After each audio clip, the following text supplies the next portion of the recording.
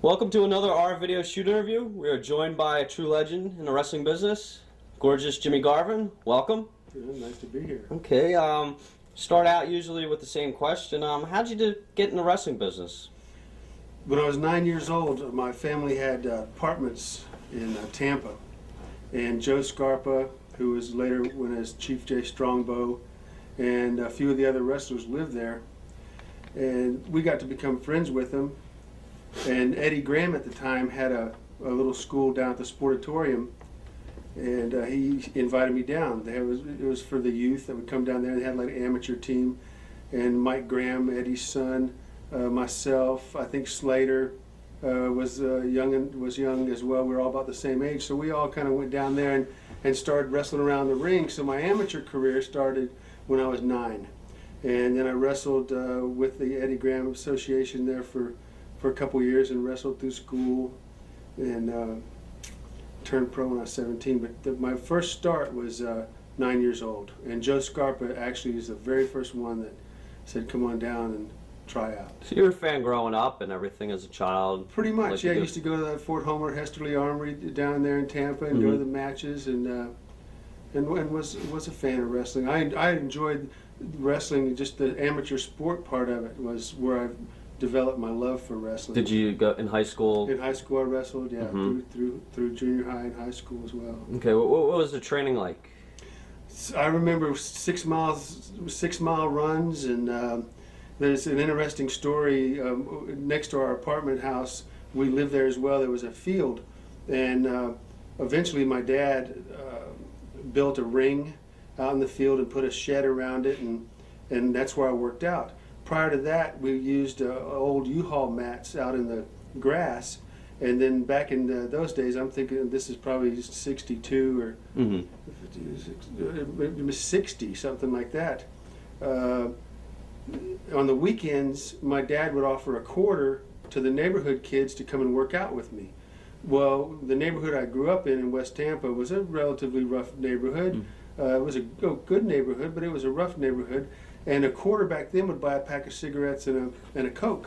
So on Saturdays, the word got out that you could come and make a quarter, and if you beat me, you can make 50 cents. So that's like a couple packs of smokes and a Coke, you know? That's good incentive there. Yeah, so on Saturday morning, around this field would be lined up with, 20, 30 kids to come and work out, and I would do one after the other, one after the other, one after the other, every Saturday.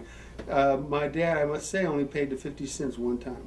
That's pretty good then. So that was my training. Right. That's how I trained. I trained like crazy. Wrestling was a lot different back then, so. Yeah, and with the amateur, basically the same, as far as the amateur rules. But now, how did your first match? How did that come on? Pro match? Yeah. It was horrible. Did you work like setting up the ring and everything at the shows? I did that because, at the time, as we moved forward, my dad passed away. He was a policeman for Tampa Police Department. Passed away when I was 12. And then years later, my mom married Ronnie. And we'd go up to Canada and go fishing. Well, Larry Kazaboski was the promoter up there. So I'd, get tired of fishing all the time. So I'd, go with him on the road. He had a territory up in North Bay. And I'd put up the ring, take tickets, take the ring down, do whatever that I needed to do to be not only around the business to watch. So I guess age-wise now I'm probably like 15, when this all occurred. So I did that. I did put up the ring and all that. But then when I was 17, I got a break in Tucson, Arizona for a promoter called Ernie Mohammed. And went out there and was a manager with Terry Garvin. And worked as a manager for about a year out in Tucson, and then from Tucson went over to Mobile, Alabama, still as a manager, because at the time I was pretty small. So you were traveling with Terry and Ronnie? Yeah, with Terry then. So Ronnie Garvin was your stepdad? Was my stepdad. Oh, really? And he wasn't influential in getting me booked. Right. We were totally separate. I mean, he married my mom. That was the only connection. How was your relationship then? Okay. Pretty About good. like it is now. I mean, it was okay because, I was very attached to my dad. Right. I never looked at Ronnie like a dad, you know. Right. I never, you know, sometimes I joke with him on the road in the dressing room and call him dad, you know. That was kind of pretty Right. funny, you know. But him getting me booked had nothing, you know. Terry helped me out an awful lot, and through Terry, you know, going through Mobile and doing the managing thing, and then went in 1971. So you used the name Jimmy Garvin from the get-go? Yeah, Okay. I used Garvin right from the beginning. 69, I broke in Arizona, did the Mobile, Tucson thing. And then like 71, I went to work for Watts in Oklahoma with Terry. We ended up teaming up with Duke Myers, and it was Duke and Terry and myself still as a manager. Because of my size, I was just, not only did I not know nothing too much, you know, I mean, I was always kind of a natural with the microphone to a degree, maybe not as well as I was after, you know, 15 years of experience. Right. I never felt uncomfortable. You had a good connection with the crowd, I guess? Yeah, just naturally I could talk. You know? Right.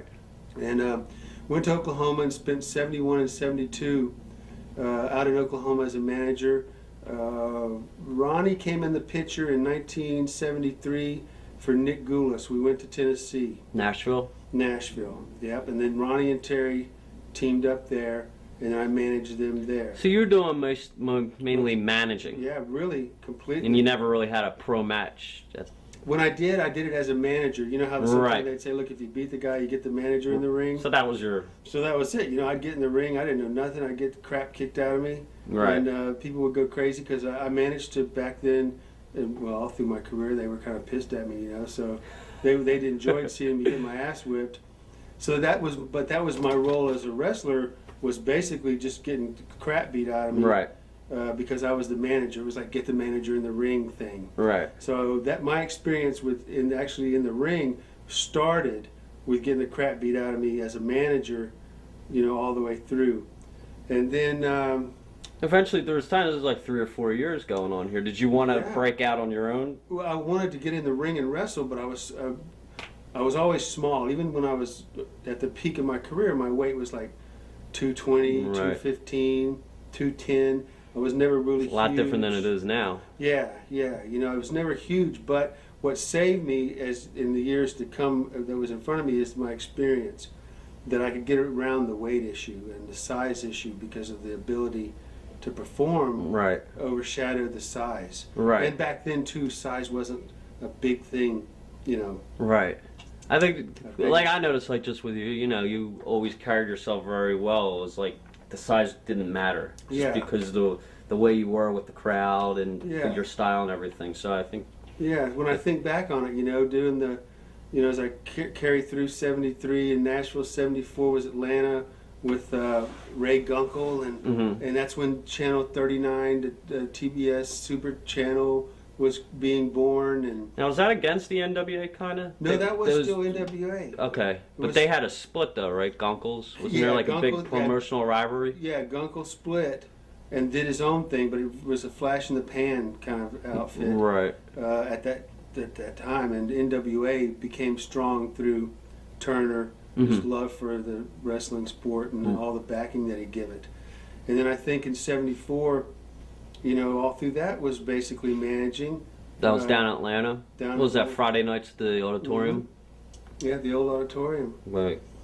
And then, you know, you want to ask me another question, right? Oh, no, go on. Years, man. 'cause No, I mean, yeah, it was just like how was like Gulas like in? Gulas was a character. I mean, Nick Gulas. I mean, everybody that was anybody at one point in time passed through Tennessee Right. to. Now he was against Jarrett's. Were they against? They were a rival promotion to Jarrett, correct? At that time, when or- I go back to '73 and think about it, Gulas was like the only show in town, and I think Gulas, you know, Gulas may have been messing with Jarrett. Jarrett's Right. mama, you know. Oh. And I'm not sure about that, you know, but I'm going to go out on a limb and say there was something going on there. Our video exclusive. Ding. Yeah, you're probably going to get a few more of those too, but Uh-oh. I'm trying to think that there was always some kind of connection there with Jarrett. So they were all one. They were one outfit. Okay. I didn't experience a split with them. Who did you get along with? Like who was down there at the? Who was down? Like Jackie Fargo. Fargo's was Sam, Lawler in yet? Lawler was there. Right. Just getting started. Sam Bass, God rest his soul, who got killed in a car accident with. Frank Hester, I think, was killed with him in that car wreck. I don't know if I'm you not remember sure that. now. That was a real bad wreck. I mean, the truck came over that hill, and they were, I don't know if they were broke down in the middle of the road or not, man, but it hit them, it killed them all. Really? There was like 3 or 4 of them in there. I know, yeah, Sam died. Bass. What year was that? It was 73. 73? Mm-hmm. And, then... so Nick was a character. He paid like shit, but... Was his son involved yet? Because everybody hears from Gullis is how he used to push his son, and his son was just the worst. Yeah, he was terrible. He had no business being in the ring. Right. Kind of like Watts' son. He had no business being in the ring. Some Right. guys just don't get it. Right. You either have it or you don't have it. Mm-hmm. And George Goulas didn't have it. Right. As much as he maybe wanted to have it, he didn't have it. So we didn't have to worry about him too much. Fargo and then the Japanese Tojo Yamamoto was there, and I can't remember all. Right. Now, Garvins were heels the whole time, yeah, correct? Garvins were heels the whole time. Okay. Frankie Kane was around there too, and I met Frankie Kane in Oklahoma too. What was the territory? Was it Nashville or? Yeah, it was like Nashville. The whole East Tennessee, or Louisville, Evansville, Memphis was like on a Monday night. Tupelo, Mississippi was sometimes like on a Friday. So it's kind of the whole Memphis. Pretty much around Right. that area, yeah. Right. Mississippi, Watts had some in Mississippi, and so did Goulas. Right. I guess Watts had Jackson. And Vicksburg. And then north, like Tupelo and Tupelo up there. was like Jarrett and Goulas. Yeah, Goulas's. Okay. So I guess you went down to Atlanta. I guess 74 was it? 74 was in Atlanta. Sure did. Went down. How was that Lonnie. change? That was kind of a stepping up a notch, Watts was, if I can look at it that way, Watts was good training ground, and he had a good territory with a lot of good talent. Mm-hmm. But not so much the national end of it, and then Atlanta wasn't that national at the time either. So, Right. But it was just more of a smoother operation. You know what? The difference was there was more money behind Right. that 74 operation in Atlanta. It wasn't like Turner was struggling. back and yeah. Right. So things started to it looked more professional. What was Watts like though back? Was he like what everybody says he is? Yeah, he was pretty hardcore. He was Leroy McGurk's right hand man. Right. And then when then he took over from Leroy, and he run a hard ship. The travel was was horrible. He had no heart. The man obviously didn't have a heart, because we would drive from Oklahoma City to New Orleans all night long, and then we'd drive from New Orleans on a Monday night to be in Monroe on Tuesday and hadn't slept, and then we'd drive to Jackson on Wednesday and Thursday. Who knows? We traveled so much, 100,000 miles. Yeah, I know Jack Victory pretty well. He's like, 3 cars, 2,700 miles a week, every week. And what are you making? We were relatively almost on top. When I say almost on top, we were in the middle to on top. Semi-final. Yeah, and what was it, 800 a week? It's not worth it for all that. And you're spending a fortune in motel rooms and gas and car but you know what? You had to do that. Now, fans as a heel down there, I heard some wild stories. Yeah, People they were were all crazy. True, man. They were wild. Oklahoma had Danny Hodge, who was on the scene. Danny, a great athlete, a great amateur, and strong individual. And as a heel manager, you must. Man, as a heel manager, the riots were horrifying.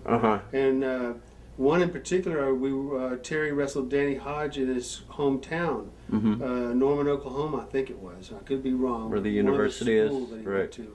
He was like a god there, and it got out of hand, and the chairs started flying, and people started coming, and it was just fight for your life, literally trying to fight them off. And I'll never forget this one guy. I seen him running at me, and I'm fighting, and I see this one guy run. I'm thinking, well, I'm gonna take this guy out, because I see him, he don't know I see him. And right when I go to spin to nail him, his baseball slides between my feet underneath the ring. Well, now he's got my feet together. He's underneath the ring. and I can't move. Right. Well, number one rule in any situation like that, if anybody knows anything about anything, is you don't go down. If you go down, you're probably dead. You're done. So not going down was on my mind. To make a long story short, this guy made one mistake. He heard all the commotion, the chairs were flying, the people were screaming. He stuck his head out to take a look. And when he did, not even thinking, I took my this thumb, and I drove it down into his eye socket and felt his brains. When I did that, of course, he let out this scream from hell and immediately let me go, which was the purpose of that. And I rolled in the ring, and the fight continued. And we fought all the way back to the dressing room, fought for our life. Not only in Norman, but, the stories you hear, and I heard the story about the guy that got cut all the way around with a box cutter. He was wrestling Hodge. I think it was Hodge's dad really was in the audience. Never heard that. It was before my time a little bit, a few years before my time. But the guy actually came in and walked around the front of the guy, and the guy's guts was in his hands. Ugh. Another manager had his either his throat or his bicep cut. Ow. I mean, people were, back then, wrestling was a serious, their heels and baby faces, they were true believers. Yeah. When I worked for ECW, we had shows, like New Orleans wasn't bad, but we would go down under, home Thibodeau. Yeah, I've been down Sunday afternoon shows, everybody's drunk at 1 o'clock. I was just a cameraman. I was getting pelted like full vodka bottles and stuff. I'm like, this is... It was horrible back then. In Wichita Falls, Texas, for once, a guy was hiding out behind the armory with a rifle, going to shoot me. And somebody came in and said, hey, don't go out there because the guy's in the barn and he's going to shoot you. And sure enough, the police went out there and found the guy all camouflaged up out in the barn and was going to kill me. And there's the stories of the fans and the riots. It was horrible. That's an education, I guess. Yeah, I guess. It was, man, it sucked, but they weren't smart. Right. And which was the whole idea, that's why wrestling was wrestling back then. Right. I mean, wrestling back then, at any given night, a guy could get his ass whipped, unlike today. You had guys like Hodge, and, Hodge, if he was in a bad mood, man, it was going to be a long night. Right. So, I guess leaving there and going back to Atlanta, things seem to be going a little better. The company seems a little better structured and everything. Yeah, it was a little more money involved, and things run smoother. And then in '75, I went to Australia for Jim Barnett over there. How's he like? He was funny. We hear a lot of stories about him. Yeah, he was a funny guy. He was okay. He just did what he did, whatever that was. I hear you. But went to Australia in '75, and then in '76 I actually quit for a year and went to North Bay, Ontario. I had bought some property up there. My wife's originally from North Bay, about 225 miles. Yeah, I think Ronnie said he went up there. You were with Ronnie, we went up to Ontario too, right? Yeah, that's where I went up as a kid. I was like 15. Went up there and did the ring thing, and so that's where I met my wife. Was in 1969 in June. Precious, the summer of '69, and met her. And then if I can back up a little bit, when I met her, I left there that summer, went back. We were actually living in Charlotte, I think, with Ronnie, and. Or Tampa, maybe Tampa. Can't remember that, but I was so in love with my wife. Now still my wife after 34 years. That I moved, and like I said, I never really got along. Ronnie and I got along okay, but I mean, we didn't have no close bond. It wasn't a family thing. So I left home and went to Canada, moved up there, and lived in an old hotel. So she was from North Bay, and she remained there. You met her in '69. Met her in '69. Went up to school there in September because I didn't break in till November. Went to school up there for 3 months, and then in November got a break. Right. Left there, and then now we go back to when I went to Phoenix. I was still dating her. Right. So I dated her to the point to where I went to Oklahoma, and we married in '72. Okay. Well, I've been with her 34 years. Been married 31 or 32. Right. All my life, it seems like, because we raised. She was 14 when I met her, and I was like, 16. Because I turned 17 in September. My birthday in September 25th, and then broke in when I was 17. So she went with me to Oklahoma. So she was fresh, just protected kid in North Bay, never seen nothing like this. She was in the Oklahoma scene doing all these trips with me, and I would go to a town and check in to a motel, put her there because I couldn't dare take her to the matches. Uh-huh. She's 16 or 17. She's 16 years old or something. Right. You know? And then when I would finish, I'd go get her, and we'd go drive 5,000 miles and go check in another motel. Yeah. So she did that whole thing with Wow. me, you know. And then she went to Tennessee, and you know, it was a little better. Oklahoma was where I really had to shelter her, you know. So she was on the road with you. She was on the road, right out of, you know, being protected from a great family up north to going to hell in Oklahoma with me, you know. So 76, I went to North Bay and stayed up there a year. I bought a meat market that was up there. Took the year off, learned how to cut meat, messed around, realized that wasn't my life. You know, plus Yeah. they hate Americans up there. Yeah. And I was like, 20, whatever the numbers. I was young, 20 years, 22 years old. They really hated young Americans, and I had a good business. You know, easily over $1 million a year in meat. We were we imported seafood. We were the biggest seafood importer north of Toronto in the whole province of Ontario. But that wasn't my life, you know. Right. It wasn't what I was meant to do. You had wrestling in your Wrestling blood. was in my blood. So we ended up going out to California with Roy Shires and Pat Patterson. San and Francisco? Terry, San Francisco. Ran shows for Roy out there. Santa Rosa, Ukiah, Reno. And just we promoted with Roy and used his talent. And then, so that would be probably like 77, something like that. Who was out there at Actually, that time? yeah, Morocco out Morocco, there. Stevens, Frankie Kane was out there as the Great Mephisto. Those are the ones I can remember. Right. Peter Mavia was out there. So you did. Now you're still doing the managing, or I was out in California. I was just promoting. you were just promoting? Just Okay, promoting, you were all yeah. behind the scenes office. Yeah, Did you like it, or yeah. It was okay. made some alright Yeah, money? Or? made some okay money, but still wasn't doing what I really wanted to do. Correct. You know? And then I went in '77, because that would be right around '77. I went to Carolinas. Came here, Charlotte. and then I came here as a wrestler, Okay.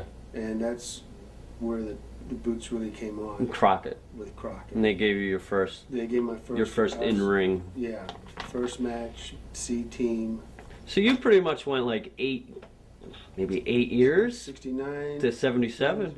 8 years. Yeah, 8 years as a Being manager. at the ringside. Yeah, So as a they- manager.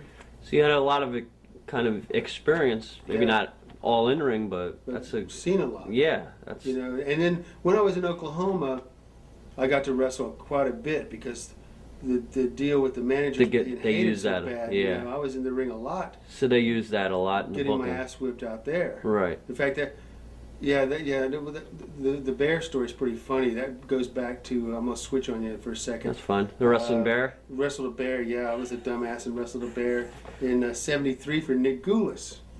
What's the deal behind that? You the hear about bear? it. It's a real bear. Mm-hmm. Is it trained? Kinda. Absolutely. They said he was. Yeah. Excuse me while I dip, but yeah, they said it was in Bowling Green, Kentucky. I was about, I don't know, 19 or I was a young kid. It's okay, you're gonna wrestle a bear. I said, well, okay, I'll wrestle anything. You know, I just want to work. Right. So the bear's out there in the back, you know, and I go look at him and talk to him a little bit, and he ain't in the mood too much to talk to me. I try to give him some candy bars and stuff to, you know, get on his good side. Yeah. That didn't work too good either. So I got ready to go out to the ring, and old timer standing by the door, and he's got this handful of honey, and I don't see it.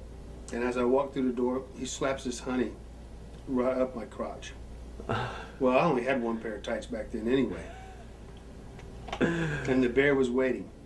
So I go out, and I'm 70 feet from the bear, you know? Uh-huh. But the bear stands up on his hind legs, and he's sniffing, man. The bear smells the honey. Well, I got honey all dripping down my crotch. I can't go back. I'll get my ass whipped if I go back in the dressing room. I got to go fight the bear, or let the bear kick my ass. Better way to put it. So to make a long story short, I got in the ring, and that bear smelt that honey and was on me like no tomorrow. Right. That bear, he had a muzzle, but and his claws were out, but he had a muzzle, but you can't get your fingers anywhere near because he had his teeth. But his tongue was coming out of that muzzle. He took me down, got on my ass, and got every bit of the honey from me, and just whipped my butt. What was the weight of the bear? 400? 400 pounds. You know, this is a funny bear story. I just never can forget that. You know, the bear tongue, the big tongue, you know, feeling. But anyway, back to Crockett in '77. Came here, and Steamboat was here, Weaver, all the guys at that time. Flair was here. Superstore, Mass Superstore. Yeah. Piper was here. They were all here. It was a hotbed. Right. You know? And it was on fire. That's when it started getting going real good, right? Yeah. Was Ronnie there? Ronnie wasn't here. You were on your own? I was on my own, So this is probably the first time you're on your own. Yeah, first time I was on my own. Ronnie wasn't here. I don't remember where he was at, what part of the country he was in. Mm-hmm. But I was here on my own, and Brian St. John and Stan Lane were getting their break at the time, I think. And stayed here for a little while. Got my first daughter, Bree, was born here in '77. And then went to Tampa in like '78. And wrestled in Tampa for Graham, which was good, you know, good experience. You know, Slater was there, and Killer Carl Cox, and great talent. You know, there was great talent there. Buddy Colt was there. Had a pretty good time there. Again, still first, second match base. You know, I did nowhere near getting a break because, again, I just was still working. But you were just happy being in the ring, just being able to work and actually put into motion what I had gained in my mind all these years of watching. Now I got a chance to actually put it out and try to see how it worked, to try to put it together. And spent '78 and '79, I think. How was Graham like? Eddie was okay. Right. Eddie was a what good year did guy. he pass away? '85. 85 it was. Super Bowl Sunday. Okay. Yeah. Okay. So '78, '79 was Florida. Florida. Was that like, did you like it better than Crockett, or? Yeah, because I was kind of home. Right. It was like my homeland, you know. And had a little more, had more fun. What kind of, were you heel, or? Yeah, I was always kind of a heel. I was heel and a babyface. The kind of opening first couple matches? Oh, definitely. Yeah, definitely. Did you think you were getting pushed all right? Or? Yeah, because at the time I was still getting ready. It was like I was cocking, you know. Right. I knew that I had to. You were getting primed and everything. I knew there was something out there. It just wasn't here yet. How was was Dusty there? Dusty was there. Right. Yeah, he was there.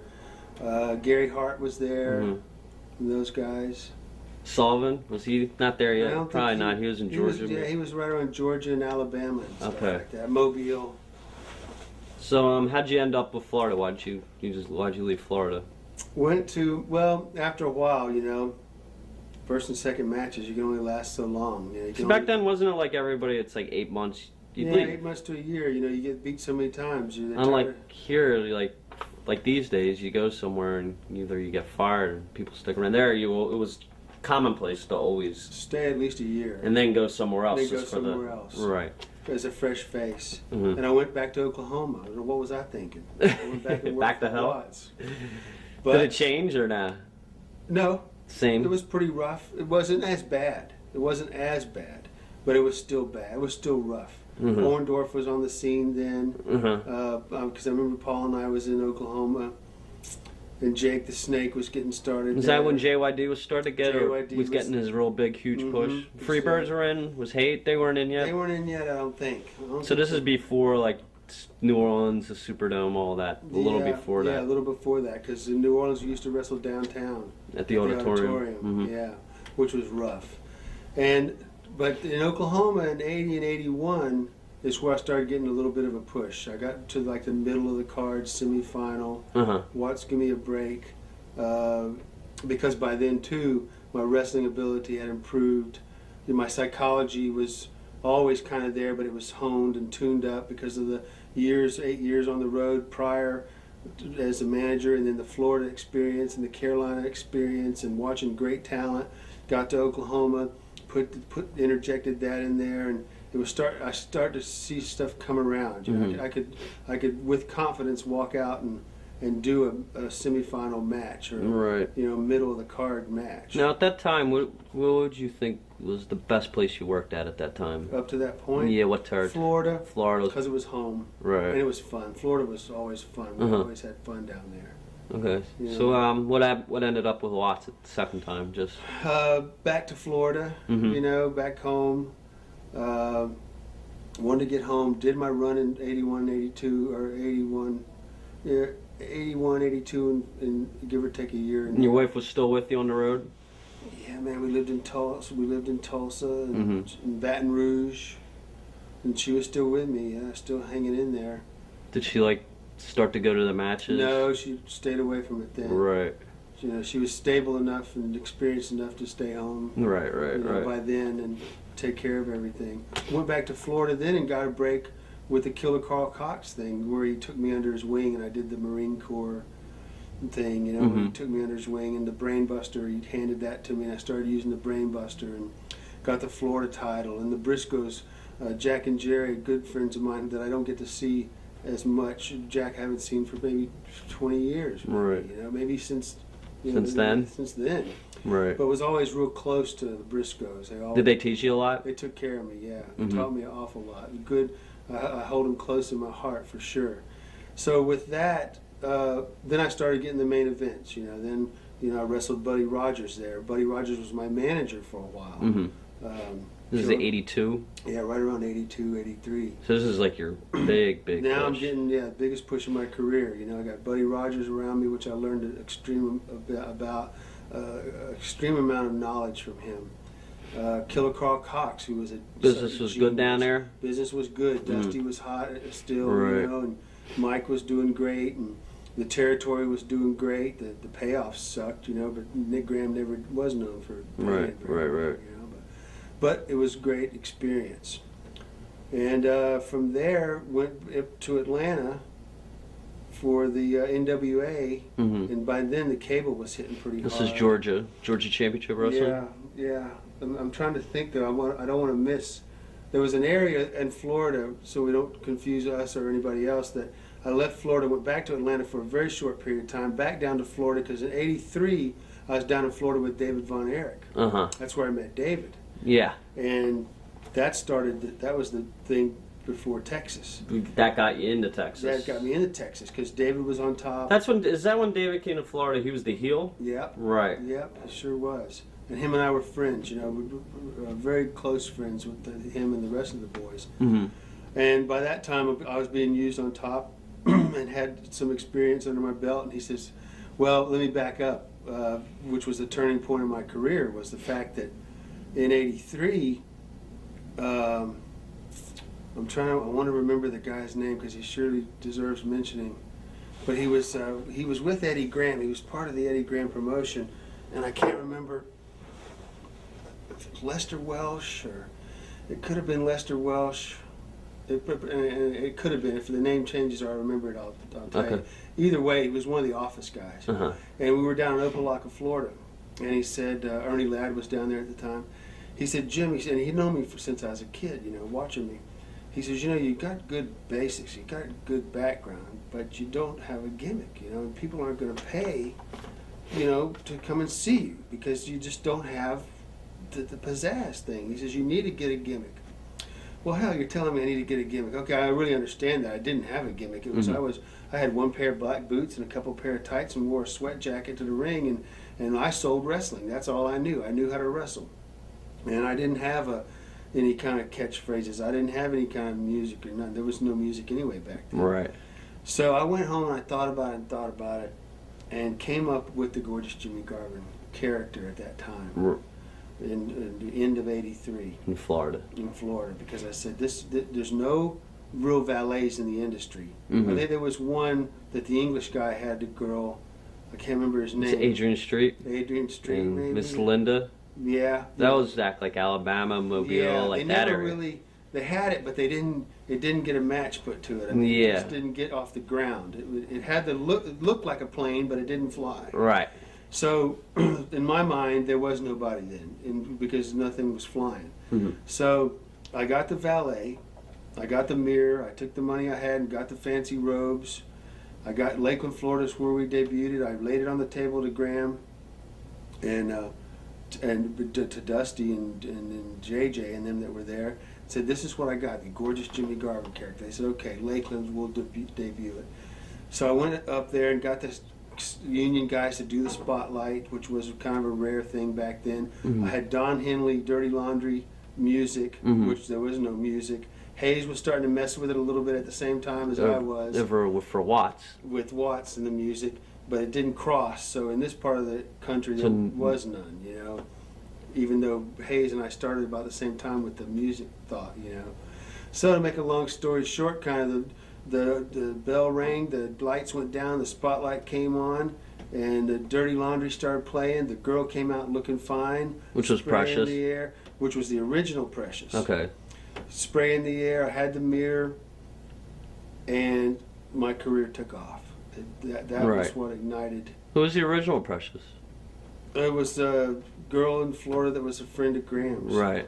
That I only kept her for a couple of months. Okay. Well, because what happened was the limo would come to pick me up at my house, and here was this Precious, this girl, good-looking girl, you know, and my wife, God bless her, you know, I mean, I'd go away for 2 or 3 days and we'd buy in the limo with a good-looking chick, you know, I mean, not too many women would put up with that. Right. Not too many women would put up with me anyway at that time in my life, because I was just getting a taste of the big time, and I guess I was a little bit on the wild side, to say the least, you know, but so that didn't get over that good, and I understand the tension, and it did develop tension, and so I told her, I said, well, okay, I'll get rid of her, but I gotta have a valet, because the gimmick that I just created is on fire. I just know it's going to take off, you know, and David Von Eyck, of course, saw it and fell in love with the gimmick and said, you got to come to Texas. I said, okay, I will. So when you were in Florida, you were the first guy with music and that whole thing. Yeah. How was the reaction with the crowd? Did they? Pretty wild, you know, pretty much like, holy smokes. Like, you know,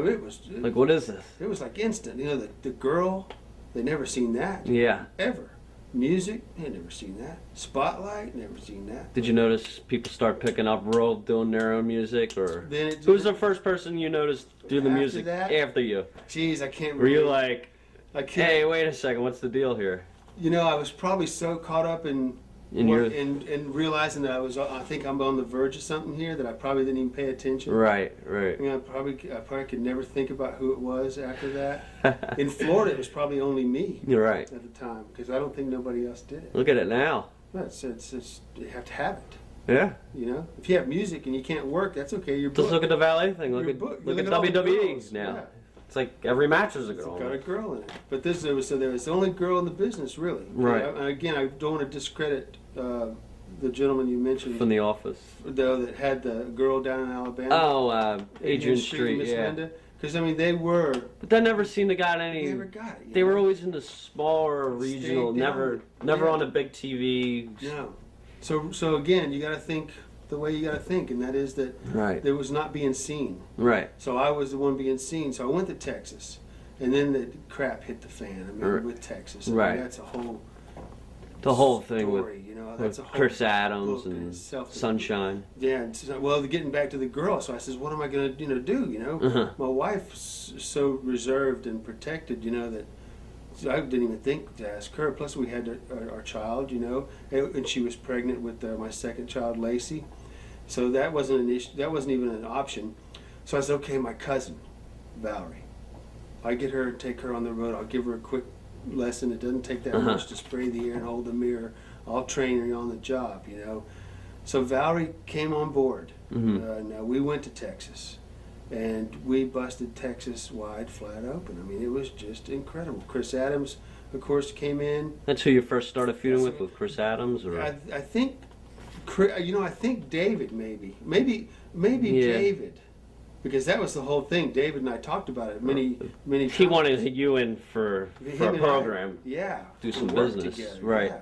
So, because we talked about it in Florida when we go up and down the road, you know, this is how we're going to do this. Right. So when we went to Texas, it was David and I, and it was after David's death that Chris came in. Right. So how was the Von Erichs? I mean, you hear unreal stories. I mean, just on our interviews. Yeah. I mean, I don't know what. I mean, David was a good friend of yours and all that. Yeah, I mean, what was your take on the whole that whole area. With the boys? Yeah. Man, that is really an interesting thought. That would be something that a psychiatrist could sit around for days and talk about, because here you had Fritz was your dad. He had a huge territory that was doing good. Mm-hmm. You were born and raised a Von Erich from the time you could take a breath. They were all, Kerry and David and Kevin were so athletic. Kerry in himself, you know, Yeah. with the shot put. And of course I had run into Kerry in Louisiana in 80 and 81 too. Mm-hmm. He was there for a while. Just passing in and out. He wouldn't stay long. He'd go back to Texas, which is good. That's where, Yeah. you know, it's a lot easier there too. Yeah. But he was a big star and very talented. The boys were wild. You know, the Von Erichs were like Dallas, the TV show. You know, I mean, they owned the country. It was their land. That was their place. Domain. And David was so talented, Mm-hmm. and working with him was so great. Seemed like David like a little different than the others. Yeah, he David- kind of seemed like that. Yeah, David was had a little more smart. Now, I don't mean to say the others were stupid, because they weren't. David was a little more reserved. He more or less put his thoughts before he spoke. Right. Kerry, he didn't think too much at all. He didn't care. He was having a good time, no matter what, from sun up to sundown. Mm-hmm. Kevin was always a tough guy too. You know, he was Mm-hmm. a tough athlete, and he was smart. Mm-hmm. And I'm still friends with Kevin to this day, and have Right. a lot of respect for Yeah, we just did an interview with Kevin, maybe September, maybe. Yeah, I seen him out there in the WrestleCon autograph session we did a couple months ago. Mm-hmm. Great guy. They were great guys, Mm-hmm. considering they had the legendary. Right. They had a cross to carry. You know, I mean, Yeah. they were in the spotlight from the time they were born, almost. You know? Right. And they carried it well. So how was the business? Incredible? Business was Something like you've never seen before. Yeah, never seen before. Probably will never. What are you see working, like again. 6-7 days a week? Yeah, 6 days a week, sometimes 7. You know, depends. To get a Was day it off. Dallas? Was it at the whole The whole state. Dallas, San Antonio, Antonio, Houston? Houston. And I remember back then too, Houston. Paul Bosch was He- running a lot of he Houston. ran- So we didn't go into Houston too much. That Right. was Paul's area, and Gino Hernandez and Mhm. all that. We would do the Laredo, San Antonio, Dallas, Like Lubbock, Wichita, all out Falls, that side. Lubbock, Amarillo, Abilene. You know, and in the little towns around. And they'd Because they still be would all drawing sell out. huge houses. Yeah, they would all. Yeah, Reunion Arena sold out like 6 times in a row or something. Mm-hmm. Because you had the Von Erichs against the 3 Von Erichs against the Birds. Yeah. Holy So smokes! you were in And that then- on there that. Whew. Yeah, and then the question is who was on what? We were like one big main event. Uh-huh. Because when you had the Birds and you had the Von Erichs against each other, you had Chris Adams and me. Then you had Flair sometimes. And then down you had there. Flair. He'd come in and it didn't matter anyway. Right. He could have been dead. It didn't matter. We were going to Right. draw. Mhm. With the Birds, and with the Birds as hot as they were against the Von Erichs, that was so hot. On the same hand with my gimmick and Chris Adams, that was so hot. Mhm. And then when you start thinking about when Val was on the road, and we'd go up to Kansas City sometimes too, in St. Louis, and work. The WCW was starting to branch out a little bit. Right. We'd do these Kansas City. The talent would go Uh-huh. with the talent, mostly like Iceman Right. and Buddy Roberts, let's say, and then a couple of the Birds with a couple of the brothers, and then me and Chris, we'd go to Kansas City. Or TV was Kiel. real strong. TV was strong for up there. WCW. I mean, not WCW, but WCCW. yeah, World Class Right. was huge, Uh-huh. and what a production it was for the time. Right. You know, in '84, the cable was really starting to come alive now, and Vince was shooting everywhere, and NWA was shooting everywhere out of Atlanta, and now, Fritz started doing Fritz it. started going out, and we didn't go out as much as we should have. We should have went everywhere our tape went. We'd have sold out instantly Yeah. everywhere because it was just Always one on of in them- Philly. You know. We'd have sold out. We'd have sold out anywhere we would have Mhm. went. I feel confident, not bragging about it, but confident because the product that we had. I mean, when you had just the 6-man tag, The Von Erichs were stars. Gordy was on fire. He didn't Yeah. have his problems yet. And Michael was in his prime, and Buddy was in there. Everybody's timing was. Actually, it's like when the stars align. Mhm. It was a once in a lifetime. The alignment once of in a stars. Everybody was on their mark.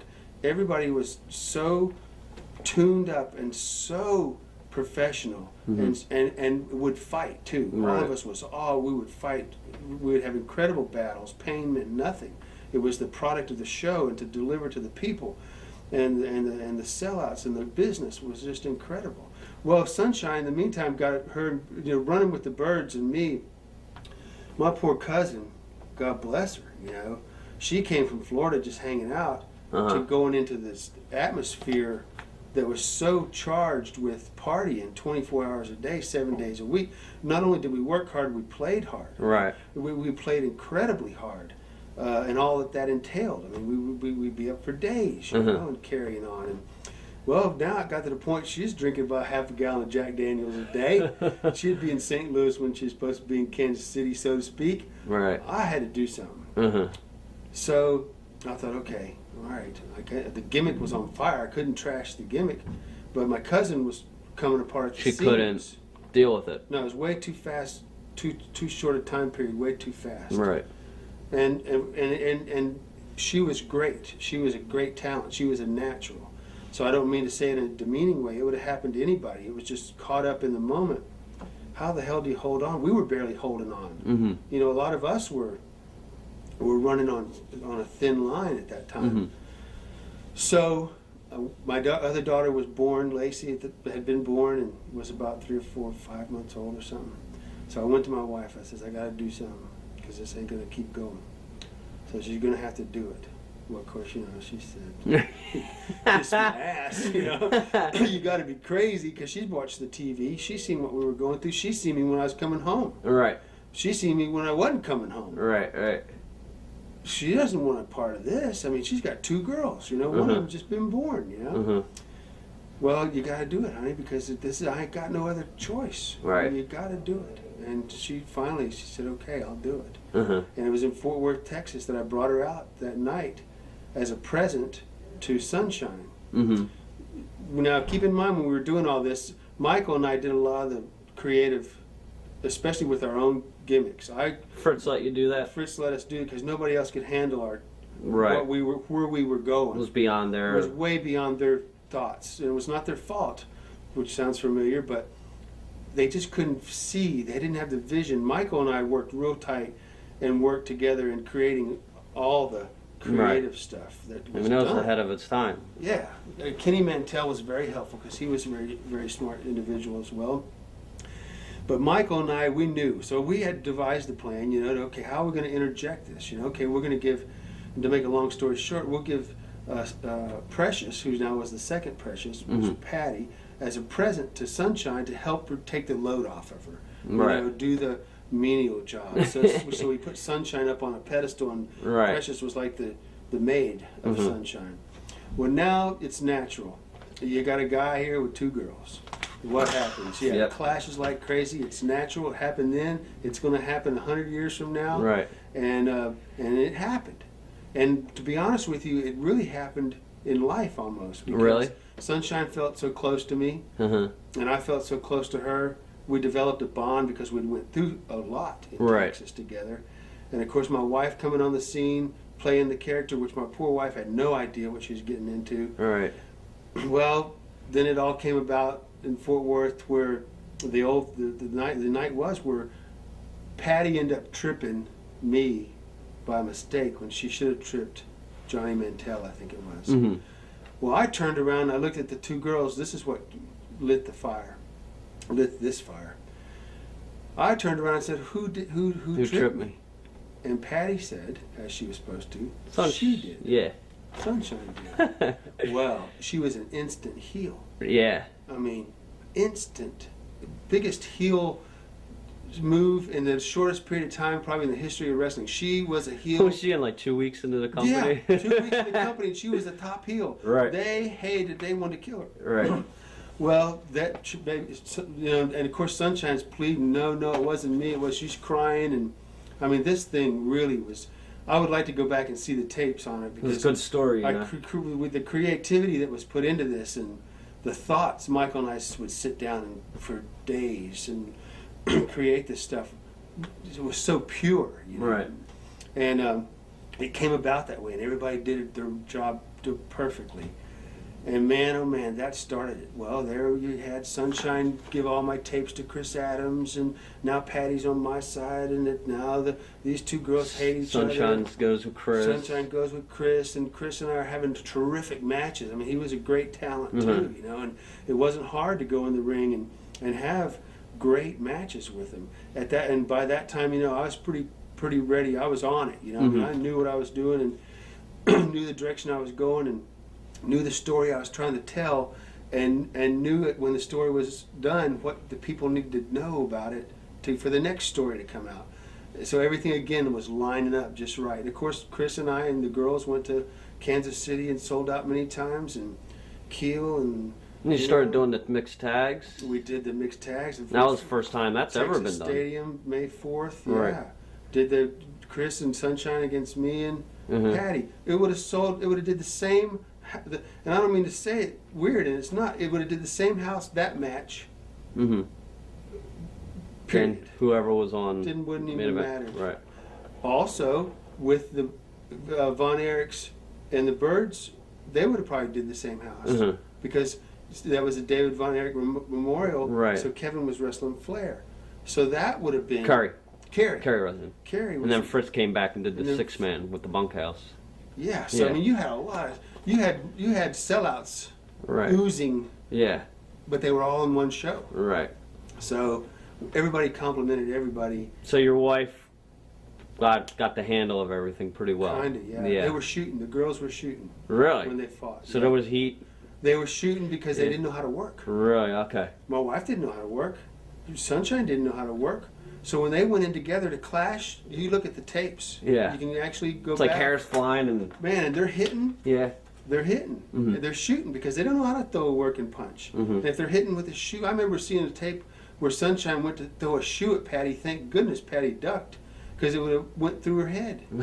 You know, I mean, they were shooting. That's all they knew how to do. So that was incredible. Did she like it? No. No? No. Didn't want to like it at all. Right. But she knew that, you know, this is what's got to be done. This is a once in a lifetime chance. Opportunity for her husband. Right. You know, who it was her deep love that for the only reason that she'd do that. Otherwise, she'd kiss her ass. You know, she ain't doing this. So she did it, man. And I remember like Laredo, Texas, turning around and seeing them carrying her out the back of the building, like in riots. Had Patty up by the hair and the feet and the arms, taking her out. We had to all come out and fight them all to get her back. Right. So that was incredible. Texas was Texas. It'd never be recreated. Did with David's passing, did it like people like open up like their eyes like what's going on here, or no, just continued doing the same dirty stuff. Right. Nobody learned. Right. How long did you stay in Texas for? A year. For a year? Yeah. Did you see it just continually? What was your departure? Why'd you leave? I was kind of pissed because we weren't getting the money that we should have got. You know, the boys are getting all the money. Yeah, and everybody else wasn't. The Birds and myself, we weren't getting paid. Right. The way we should have been getting paid. And we were making good money now. The houses were great. Everything. Oh yeah, they were making a fortune. I mean, when I think back on the money, I mean, hell, I don't know, a couple of thousand, $2,000-3,000 a week in '84. We should have been making $10,000 a week. Right. So I was getting a little hot. So, you know, I was trying to stand up and say, hey guys, come on, I'll tell you what, let's get me and Chris and Michael and Terry and Buddy and go into them and say, hey, this is it. This is what we want. Right. This is what we want, or we're not going out. That didn't happen though? No. No. They sent me in the room to say it. And I said it. To Fritz.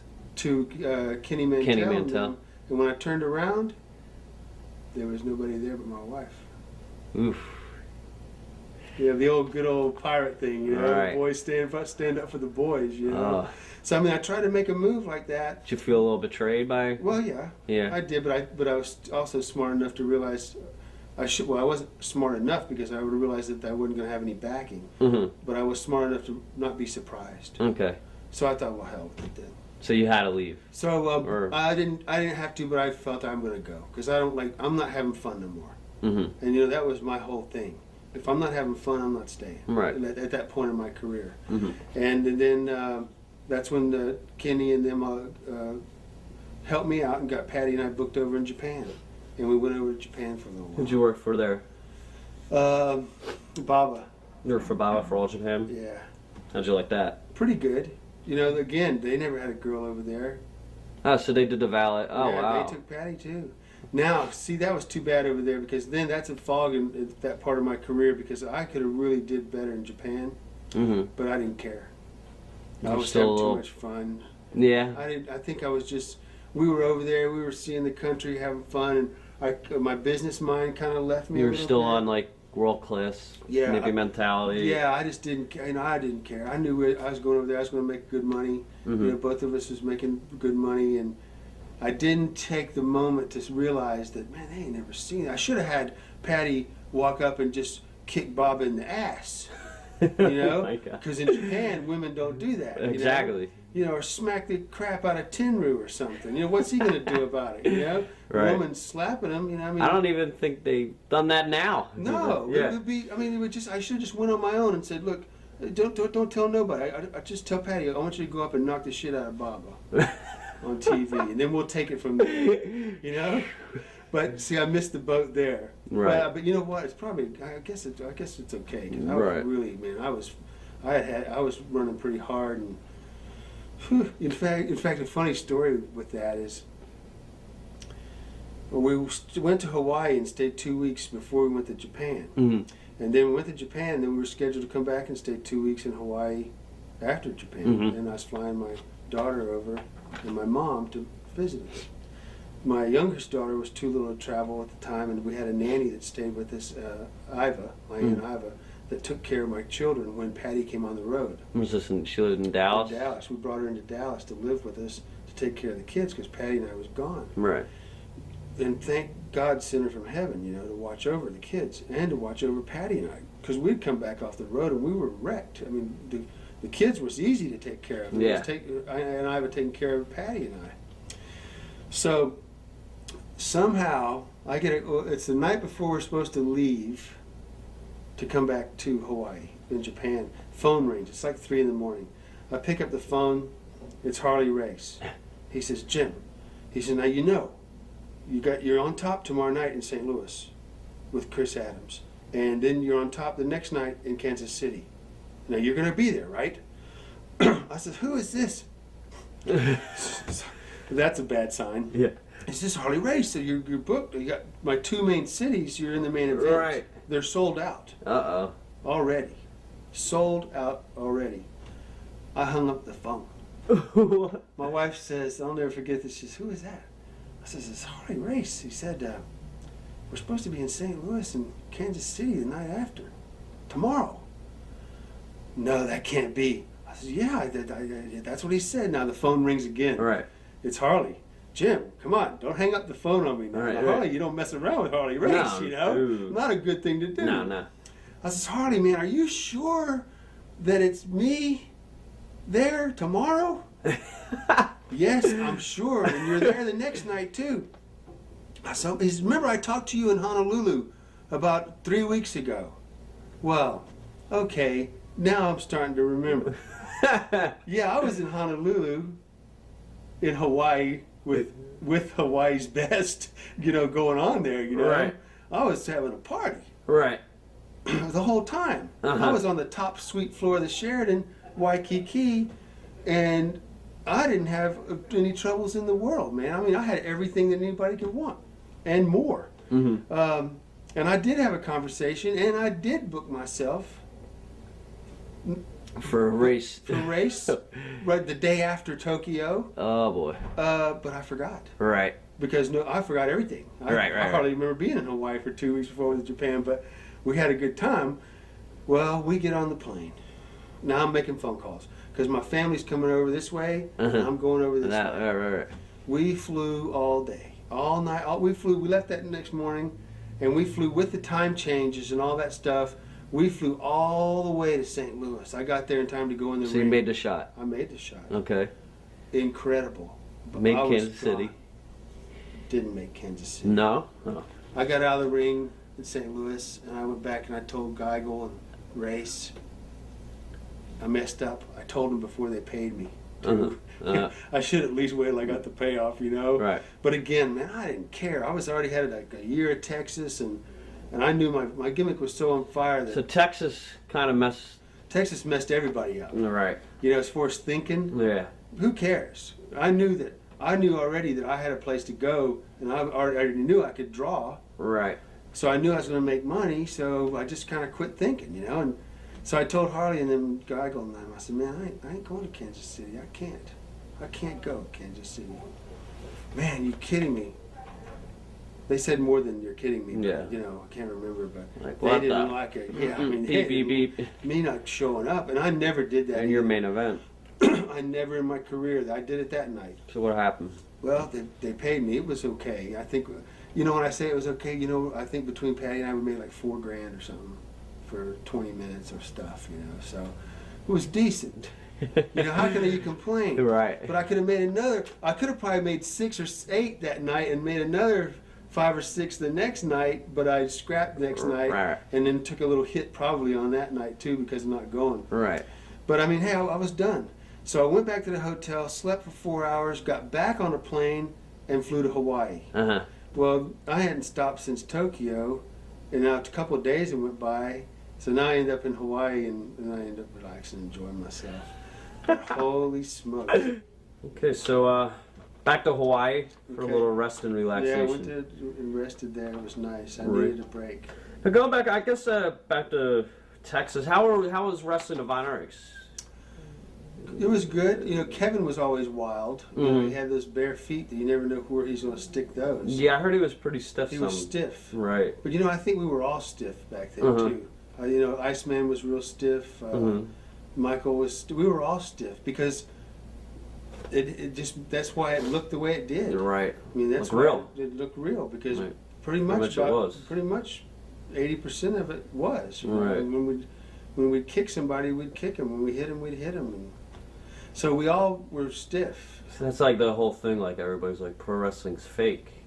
No. Well, you know what? If it was, everybody'd be doing it. Right. I always Exactly. think, you know, if it's just so fake, then why don't everybody do it? So who I heard, you know, we hear the stories. How was Curry? Like the one story, he used to tie his shoelaces together and Yeah. he'd fall asleep. Like he'd have a match with Flair and they don't know where he is and he's asleep Yeah. in the car. Yeah, good. Did you see kind of the writing on the wall just from being there, even though you left that the company could go nothing but down? I knew it could. I knew it could go nowhere but down. That You Right. could not go any higher. It was You right. could- there was nothing that you could do. There was nothing that you could do. They tried. Right. They came back and did the Cotton Bowl thing. You know, I wasn't on the show. Mm-hmm. You know, they tried to revive and redo stuff, but it was over. The candle had burnt, Right. and the candle had went out, and they could try to relight it all they want. It might flicker, but it ain't gonna burn. Did you think that Fritz might have been a little too harsh on the boys, or? I don't know. You know, talking with Kevin and the boys. You know, I don't think so. No. I don't think so. I Right. think it was destiny, and you know, the thing that happened to him is like, how can you explain that stuff? Right. I mean, how do you explain Kerry? I mean, I know he had this accident and all that stuff, and you know, some people said that he was maybe looking to maybe do some time or something. So, Yeah. I mean, You think about like they look back now. It's maybe not even the virus was that whole promotion almost like when you think about it the whole with yeah, Gino Hernandez, Mhm. Chris Adams now, and he's just yeah. it just seems I mean, it from was top just to a- bottom like it was bad scene almost. It was kind of scary. It was kind of fun. It was scary to the point that, you know, here's all this talent, and then now half of them are dead. Right. And they Right. just didn't die in their sleep. I mean, you know, you had Gino with the overdose, Mm-hmm. you know, Kerry with his incident, and then you had Mike and Chris. Them guys killing themselves. Right. Why in the world would they kill themselves? They weren't even old enough to know what pain or trauma or It really was. worry or they didn't have they didn't have any experience or age. It wasn't their fault. They just weren't old enough to. Right. Well, it's, you know, me saying that sitting here is not fair either, because maybe they were traumatized over their Right. brother's death. How was speaking of world class, like we hear a lot like just with the crowd and like the girls and everything. Did you Was did your wife ever like get like jealous of like women fans or? Because Patty was brought up in the business at such a young age, Mm-hmm. you know, from the time she was a little kid, Right. and watching the business as it was Mhm. through the 8 years, and then watching me in Florida, and she watched this whole thing develop. She knew what was going on Mhm. out there. I mean, I always say when people ask me this, and the only thing I can think of is, you know, you're put in a situation or an environment, and you have to survive. And then in surviving, in doing so, stuff happens to you. Mm-hmm. Is it right? Is it wrong? Who knows? It happens. That's what happens when you try to survive in that environment. When Mick Jagger goes on the road on tour, does his wife sit home and wonder if he's messing around in the Right. dressing room? Holy crap, he's Mick Jagger. What do you think? You know, I mean, the only thing I can think of is, okay, I'm a wife and I'm sitting at home and Mick Jagger's my husband and he's on tour. I wonder if he's messing around. Right. Oh, crap. You know, how about this? Does he come home when his tour's over? Mm-hmm. Yes. Mm-hmm. I don't know if that makes any sense. Enough. But Yeah. I mean, I don't know. There it you is. know? Also, maybe the 360 from that. Has there ever been a problem with you with admirers of your wife? No. No. No. Has there ever been did you ever have intentions sometimes in the locker room with other wrestlers, or that No. never? She had such respect. Mm-hmm. They held her with such respect. Right. That they would never Right. never come even Right. to insinuate or even think about doing Right. anything to dishonor her. She did stand on her own in that department. I mean, the boys respected her, Right. and I think they respected her because they knew, you know, that this wasn't her. This is not what she wanted to do. She was Mhm. doing this because she loved me. Right. Yeah. That's. And that's the only reason she's here. And she also she always carried herself like a lady. Mm-hmm. She always respected the people that she worked with. She respected the boys. Mhm. She respected their privacy. She respected the promoters. She respected the bookers. She showed respect. When you show respect, you should receive respect, Mhm. and she did. Right. Right. So okay. After the whole Texas is done and all that, After we lived through that, or some of us, survived. yeah. Did Japan? Where did you go to afterwards? AWA. AWA. Yeah, I was going to go to Vince. Mhm. There was talk about me going there. So you did have communication with Yeah, Vince? there was communications there. Okay. Well, Vince and I never got along, No? and You don't know why? I guess we do. Right. Well, Vince, at one point in time, Vince wanted to change my name or something. I said, no, I'm not changing my name. I spent my whole life, I'm not going to change my name. Most everybody would say, hey, if I can go work for you, you can Do whatever. You can put a clown suit on me. Right. You know, you can make me march around with a 2x4. Right. You can make me act like a fool. Mhm. Well, I don't play that. Right. I don't care. Mhm. He doesn't. That doesn't mean that much to me. So I didn't go to Vince. This was even before AWA. This is before AWA. Because I was one of my right out questions right was go ahead. was I think like a lot of AWA talent was getting rated then. That was one of my questions. Were you one of the guys that No, this was before. before even? Okay. Yeah, I had a choice. Mhm. I could go to Vince or I could go to Vern. Vern. Mhm. Vince, for some reason, and I don't even remember because I don't even think we talked. I would talk to Pat, Mhm. you know, and the boys. Did you kind of had a relationship with Pat from Terry Yeah. back in Montreal and all that? So okay. Yeah, like I talked with them, you know, and there was talk, but it never- Communication, but nothing formal. No, you know, like it was like two alpha males or something. Right. You know, Vince, I respect him for his business mind and the people he surrounded himself with that were very smart, and the work he's done and the direction he's went. That more power to him. You know, he's brilliant. On the same part, I just don't feel like playing that kind of game. Mhm. I don't want to go there and have you tell me what you want me to do, when you want me to do it, and how you want me to do it. Mhm. I never liked that anyway. Right. Through my whole career, and maybe that was if any promoter or booker my name ever comes up, that might be one of the issues, that maybe I just wasn't always cooperative. Mhm. Well, yeah, it's just one of those things. Plus, maybe I was probably half crazy half the time. So I think too that right after me not going to Vince, Miss Elizabeth and Randy Savage was born. Right. There you go. Sure. That could have. Absolutely. Absolutely. That was exact. That was. I mean, I wasn't there when they did it and how they thought it, but okay, I'm not coming. I was the only show in town, Right. in the country, in the world, with the valet and myself, Mm-hmm. with the exposure that I had and with the track record that I had. 'Cause TV was getting big and the magazines were big and Yeah, everything. everybody knew what we were doing in Texas. Everybody knew that the ability that we had, and there was no question as to whether we could draw money or not. Right. That was a given. So I didn't go there, and then all of a sudden Randy Savage and Miss Elizabeth comes around. So that was okay. And you're thinking, Yeah, there. So that's what happens when you don't go somewhere. Vince don't want. If you don't go to Vince, Vince will create he'll take somebody else and create what he wants. Right.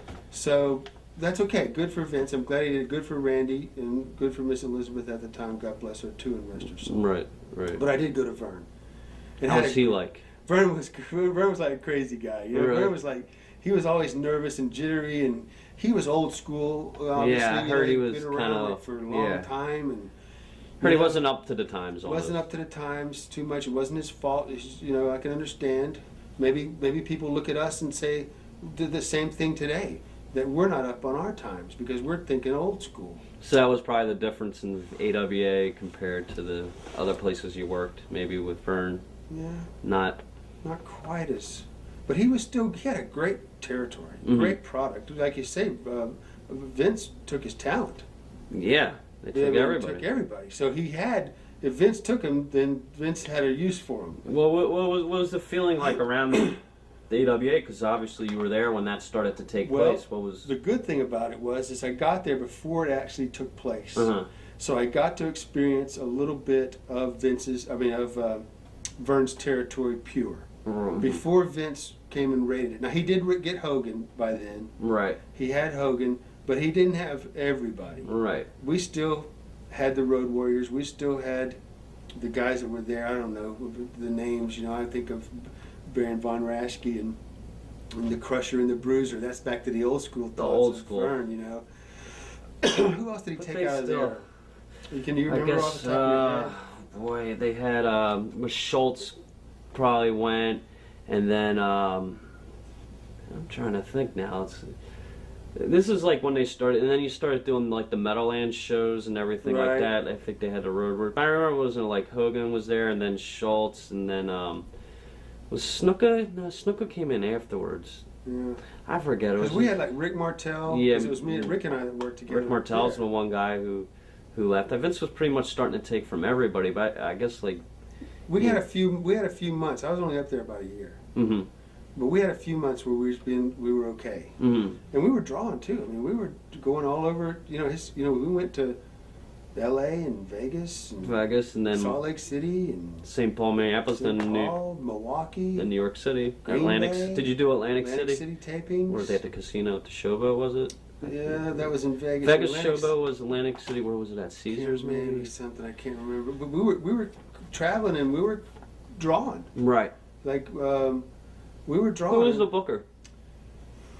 I don't think nobody knew. No, really. You know, I think that Greg worked with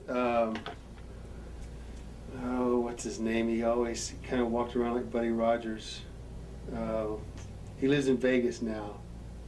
What's his name? I can't think of his name. Is he the announcer? No, he was a wrestler. Wrestler? Old timer, but he was still wrestled. Bockwinkel. Bockwinkel. Oh, Yeah, yeah. great talent. Yeah. You know, great gentleman. Carried himself outside the ring as well as he did in the ring. It seemed that they were a little behind at times, like Vern, because he was like their main champion and everything. He kind of looked like that whole Buddy Rogers, like. Yeah, well, 50s, that was that 60s, stuck yeah. in the back, Yeah. back years ago time. that Like they Ray were still in. Stevens.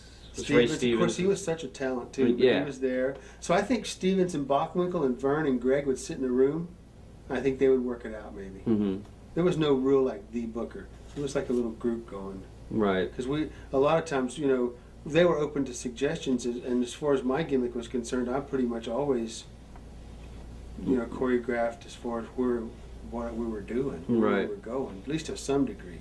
Did you like working with Martel? Very much. He had so. title Real matches. gentleman. right? He had title Yes. matches. One was at the Meadowlands, right?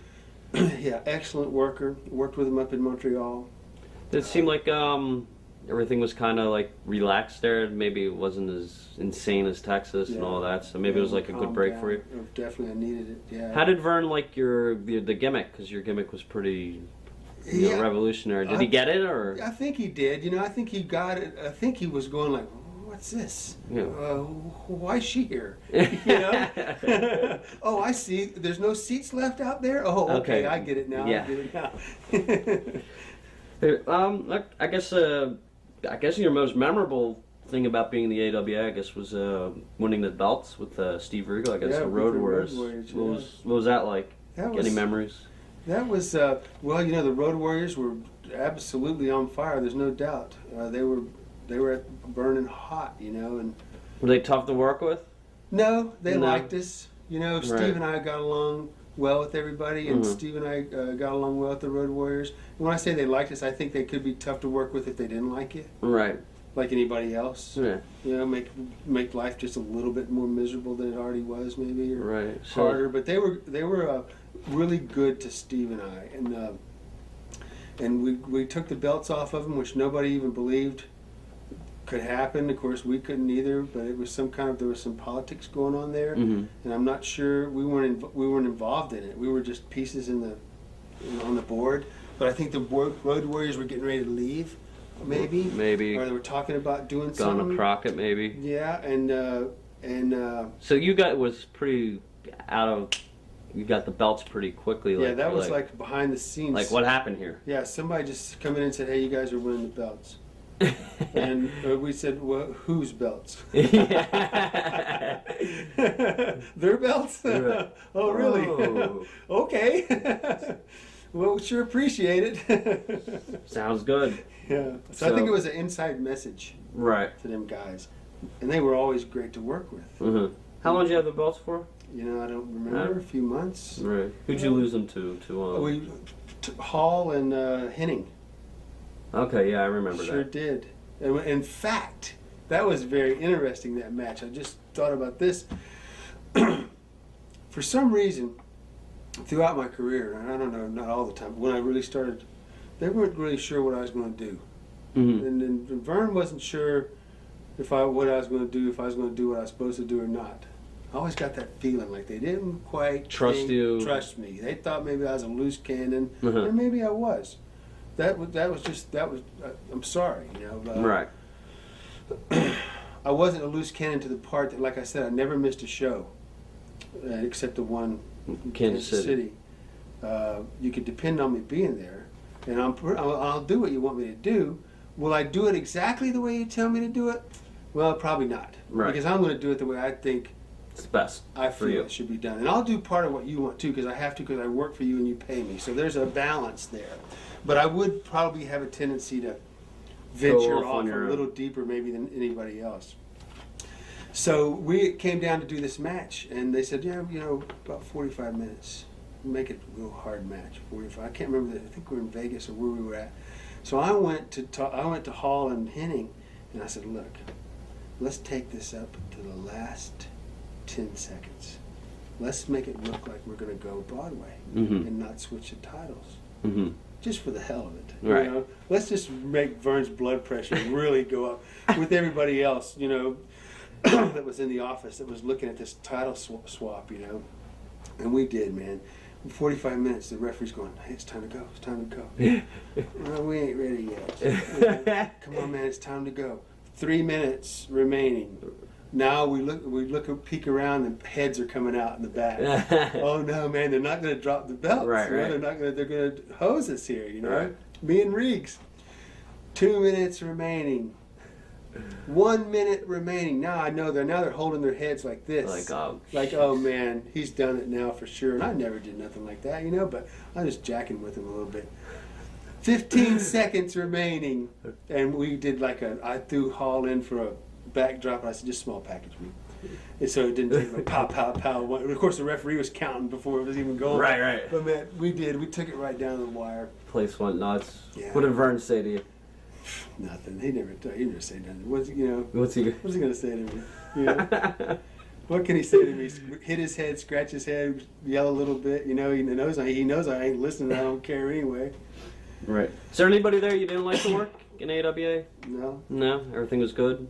In fact, when I think about my whole career, there's nobody It's never been... that I ever didn't want to work with. Right. So after that, you guys lost the belts. How did your AWA days? How did that end Well, up? you know, it was a winter territory. In the summertime, it basically kind of shut down. Mm-hmm. So the summer '85, maybe through Rick Martel, but Ronnie and I went to Montreal. Okay. Matches with the Rougeos. Rougeos in the summer of '85. We sold out the Forum, the largest crowd the Forum has had, even over the Rolling Stones, in that particular match that we had. So we spent the summer of '85. My wife went to North Bay with the kids and the family, and they'd come into Montreal, and we'd tour a little bit up in Chicoutimi and these French towns up the St. Lawrence River, and we camped, and the Samoans were up there, and we spent a summer just in Noranda and working for the Rougeos. And man, we did great business because it was Ronnie and I against the two brothers. Right. And Patty worked.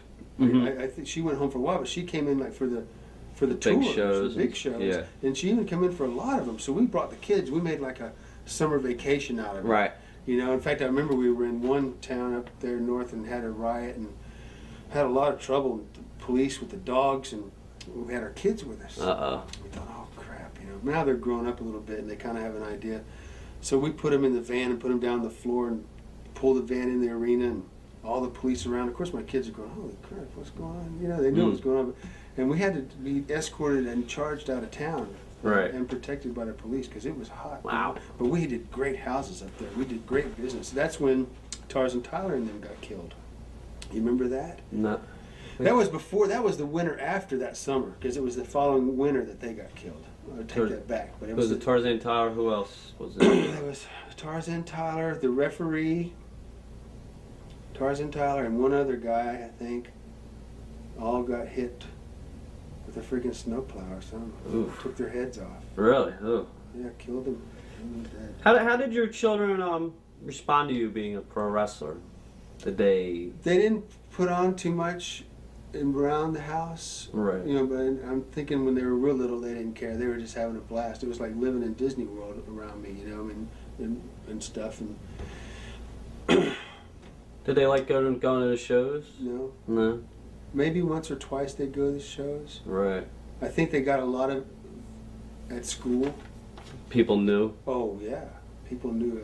Yeah, like when, you know, my oldest girl was in high school and stuff. I was working for the Crockett's in '86. Right. I came from AWA to Right. Crockett. So the girls, I think everybody in school knew who they were. So I don't know what happened there. Most of the kids liked me anyway, so I guess the kids didn't have a lot of grief. I guess it was pretty cool to them. They never put me over at home though. Nah. Yeah. No, you know, they wouldn't say, "Hey, Dad, it's Saturday morning at 9 o'clock. Are we going to watch the wrestling?" No, Yeah. hell no. They didn't watch that.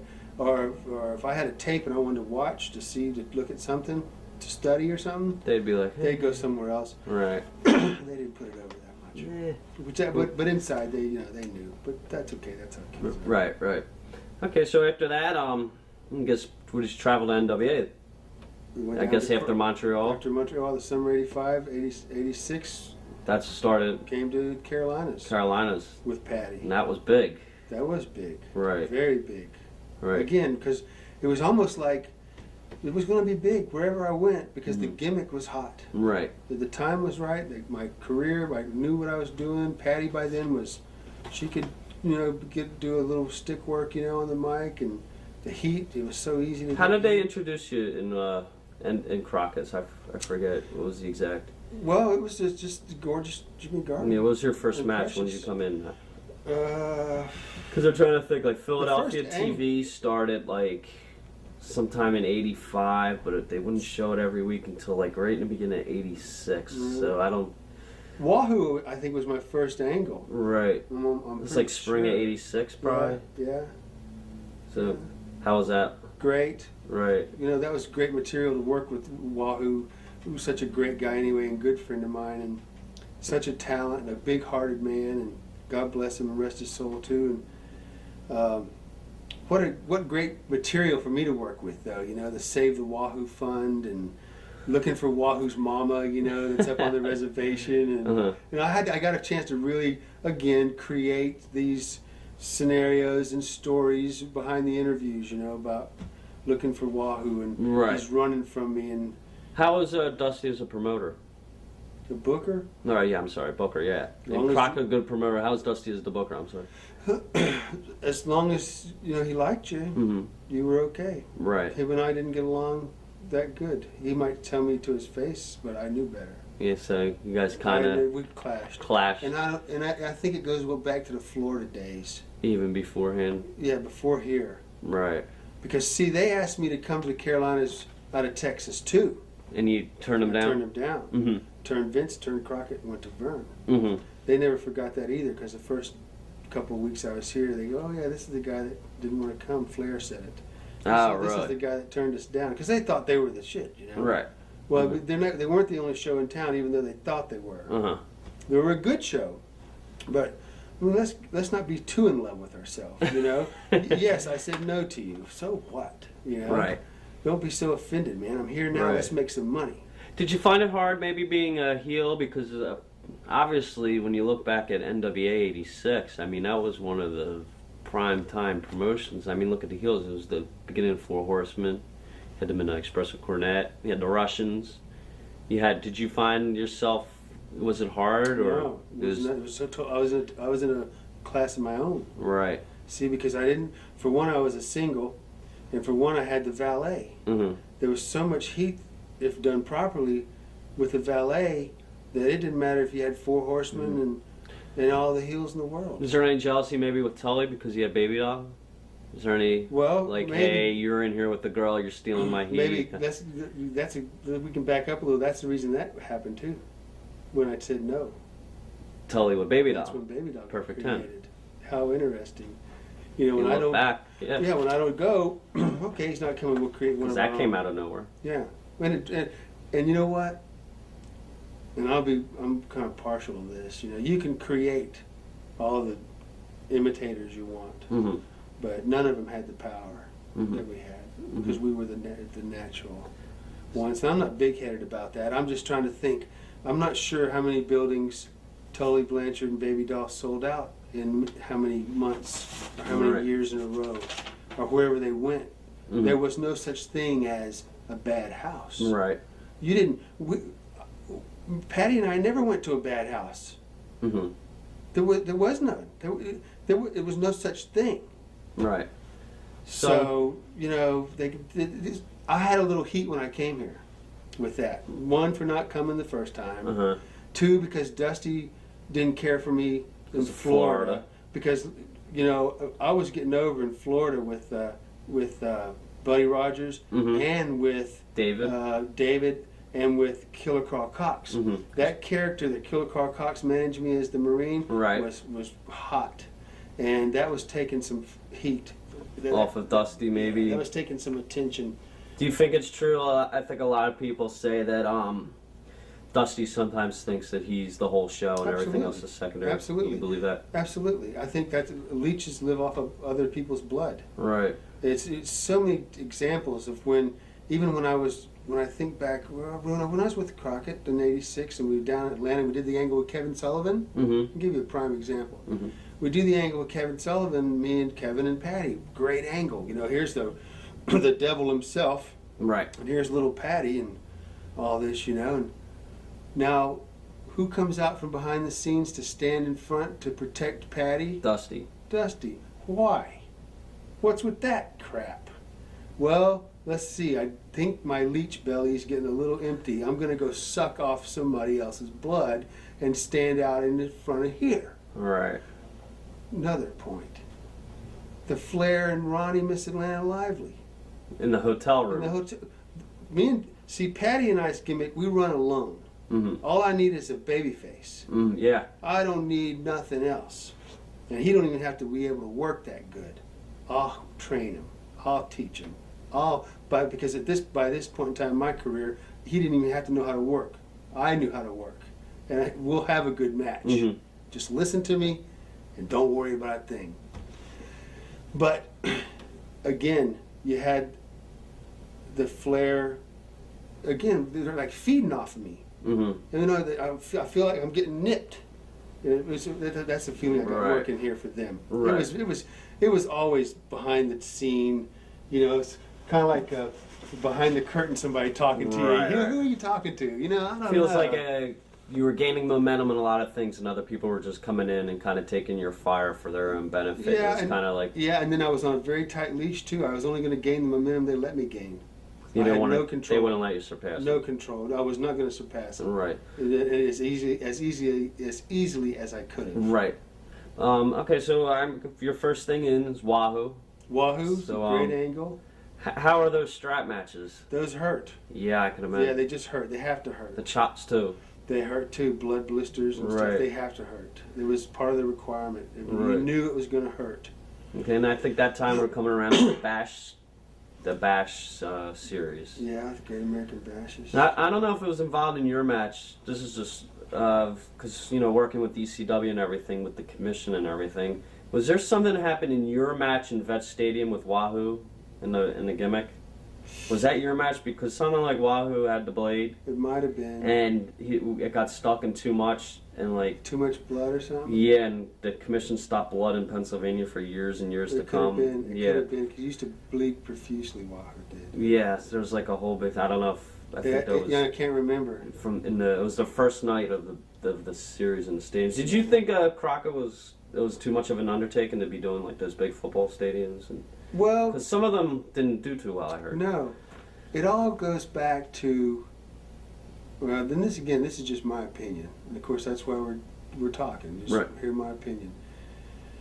When you got to be careful when you become big, because you end up thinking that you're bigger than you really are. Mm-hmm. And if you do that, you're going into dangerous territory because there's always something else bigger out there. Mm-hmm. So the case with Crockett is they thought they were so big. Dusty thought that he had so much power Mm-hmm. with the Lear jet, or with the Falcon 20 jet Mm-hmm. called Stardust, and the G1 that Crockett bought. Mm-hmm. And we were doing good. We did good traveling around doing our thing. These stadium things, well, I don't know. It's like, you always wanted to be a star in a movie. Mm-hmm. So what you're going to do is you're going to write your own movie and you're going to be the star in it. Mm-hmm. But it probably isn't going to draw, but who cares? You can always say, Mm-hmm. I starred in a movie. Right. I wrestled in stadiums or stadium after stadium, or I was the promoter that booked a whole country of Stadiums outdoor in one month. stadiums. Yeah. I mean, first of all, that stadiums in some cities maybe are hot cities, Right. but when you're talking stadiums, man, stadium after stadium after stadium, I don't think it would take a very bright businessman to say, look, this is not a good idea. Mm-hmm. Now, if I'm to understand that you're doing this just to act big, Right. or to like make yourself, or maybe blow up to Vince, like that you're something. Hey, look what we're doing. Look how big and dangerous we are. Well, okay. Do you think it was Crockett's mentality? Maybe they knew what Vince was doing, and maybe they were trying to show that they were number one. Was it that very important to Crockett? Do you think? The only thing I just don't know, because You I don't know? wasn't. The information I don't have enough information to know really what they were thinking Mm-hmm. in those regards, because I was so detached from it. Mm-hmm. I was more caught up in the fact that what the hell is going on? I mean, Right. all this backstabbing and But business still was pretty good, though. Yeah. Yeah, we did good business. Okay, I guess after the whole Wahoo thing, there was a short thing where you were put in there with Magnum. Yeah, Magnum and I were going to get ready to start A big really program. a big program that would have made a tremendous amount of money. We would have probably did as well, if not better, than Chris Adams Right. and me. Yeah. Because if I would have had the opportunity to work with Terry, because he was my friend, we could talk. Terry was friends with Dusty. Mm-hmm. I wasn't. Mm-hmm. If I told Dusty that I could make him $1 million. Mhm. Well, he'd probably say okay because he don't care who says that. If Right. I can make him $1 million. But my point is, Terry could be my voice. He's kind of your in. Terry could be my voice to the people that would stop me Right. or would have interest in stopping me from. I don't want because they don't want me doing too good. What kind Right. of pressure am I putting on? If Terry and I go and sell out Scope Right. 8 times in a row, okay, now Dusty, it's your turn. You go. How much pressure is that putting on somebody? That's how you got to think. Magnum and I, with the program done properly, with me talking to Terry, saying, here's how we're going to do this. We'll have this whole thing, we'll run this thing for a year, and when this is over, Patty will belong to you, Mhm. because she's getting ready to quit anyway. But if I ask her, she'll stay a little longer to work this program. We could have twisted and tangled and wrote and created the damnedest story and had terrific... So were they some of the ideas that you were coming up with? Run a whole bunch. That was supposed to go. You were starting, I guess, in the fall. That was obviously going to go to Starcade, and then more and more. What was the final objective? Have her go with Magnum? No, see, they didn't know. Right. No, that's my. That was your. This is my. And Magnum was pretty much on the same. This would be my thought. I didn't even spill this out to Magnum. Really? Because I didn't have to. So this is what would you have done? That's You along would've had those that. lines. Right. Because Terry, I would have had it all switched around. I would have first made Patty Magnum's worst nightmare. Mm-hmm. I would have interjected the movies that we used to do in Texas. Remember when Bill Mercer came to my house? Right. And we used to do these little mini. Yeah. Remember when I did little the vignettes? Did the hay in the field with. Yeah, you'd have her Von doing the Erichs. work, and then I mean, the washing of the dog. hose. Yeah. Let me just ask you how classic that was, and how entertaining that Right. was. I already knew in my mind that if I just got the chance and get with Terry, I would have Patty knocking on his door in the middle of the night, talking to his wife about something. Right. I mean, I would have created enough of these things that it would have just been too much. Mm-hmm. It would have been, I would have just created, like I always did, to fit the scenario with Terry and I. It would have been great. And eventually I think I would have had it all switched around because Patty was going to quit anyway. Mm-hmm. And you would want Terry to come out on top Mhm. because he is the hero. But I would have put him through hell. And eventually turn babyface with Terry. Mm-hmm. There you go. Hell yeah. That would have been. Just like that. Easy, no pain in the butt, no big deal. It's already done. I already had it. Right. Then the car accident. Terry was the last guy I wrestled. He Yeah. wrestled. I think the only thing you Greenville. guys ever shot was maybe you did TV. one match where he spanked her. You kept calling him out. Mm-hmm. Then she slapped him. He spanked her.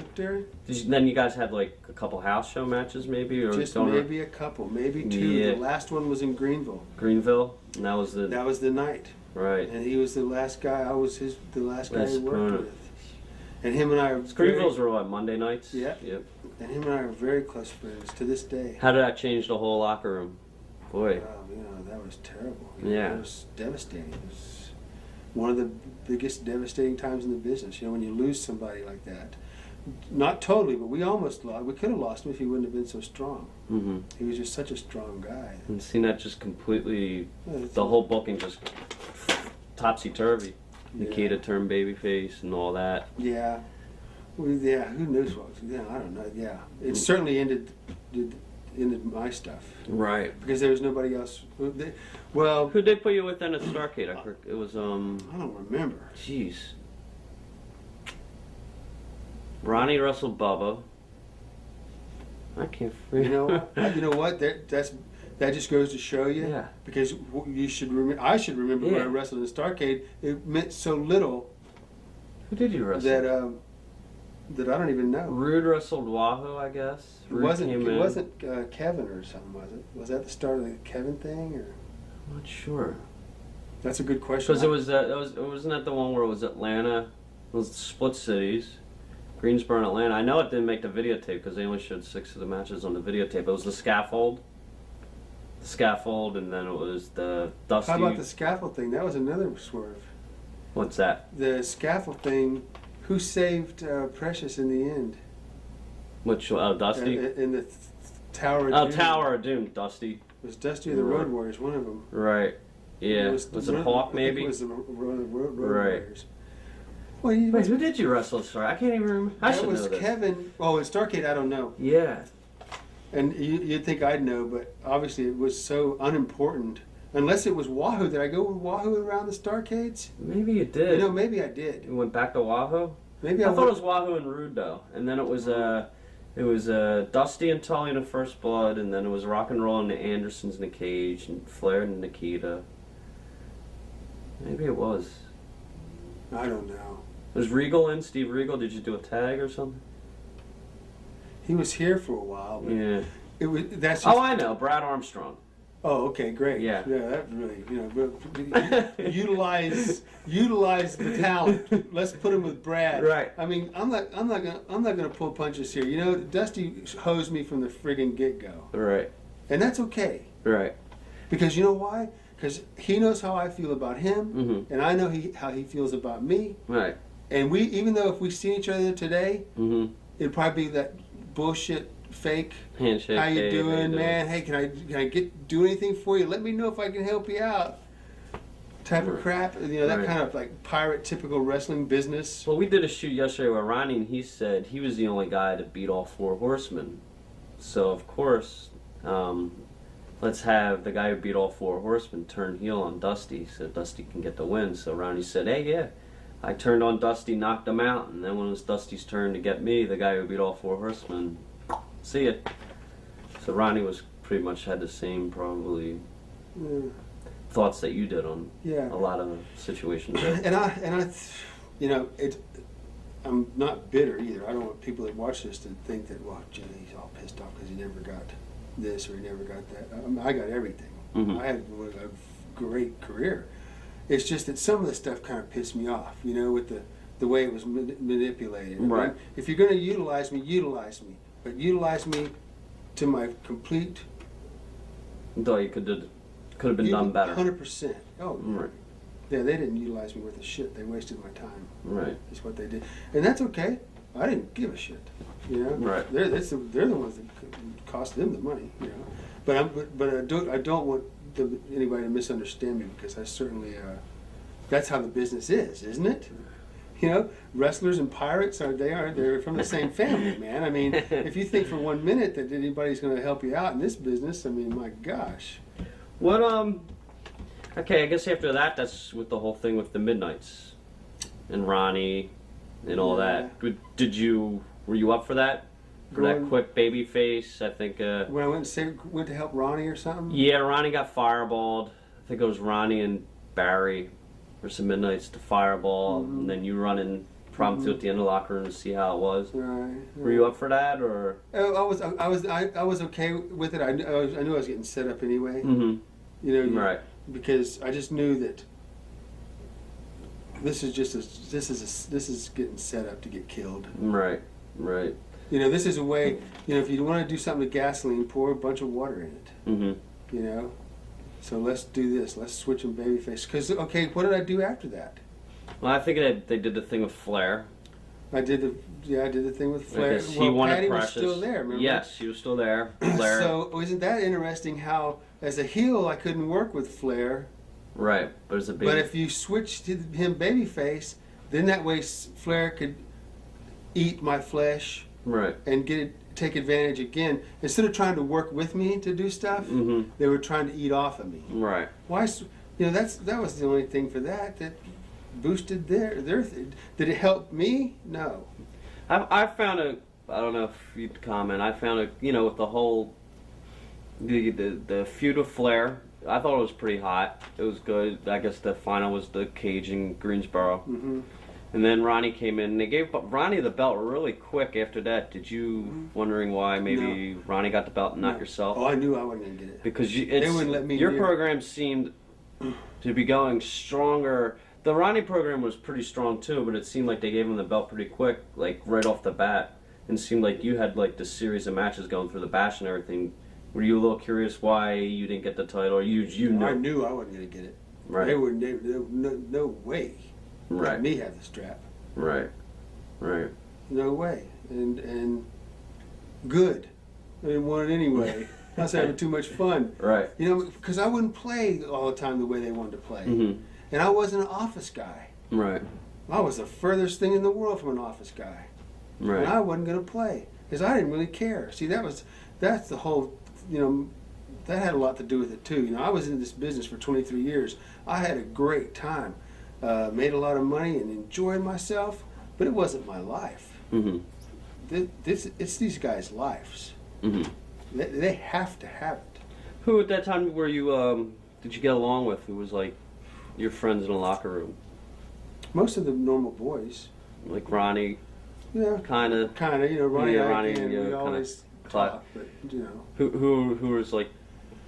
Who did I have fun with and run with? I Yeah. don't think, you know, Patty and I just stuck to ourselves. Right. I think Right. there wasn't a lot of camaraderie. Wyndham, did you get along? Well, No. not bad, but Yeah. you know, again, you know, I How wasn't was- in that. That was a different clique. Right. How was Luger when he came in? He was starting to come in at this time. You know, how was Luger anytime? You know, he didn't know what he was doing, and the promotions had pushed the crap out of him, Right.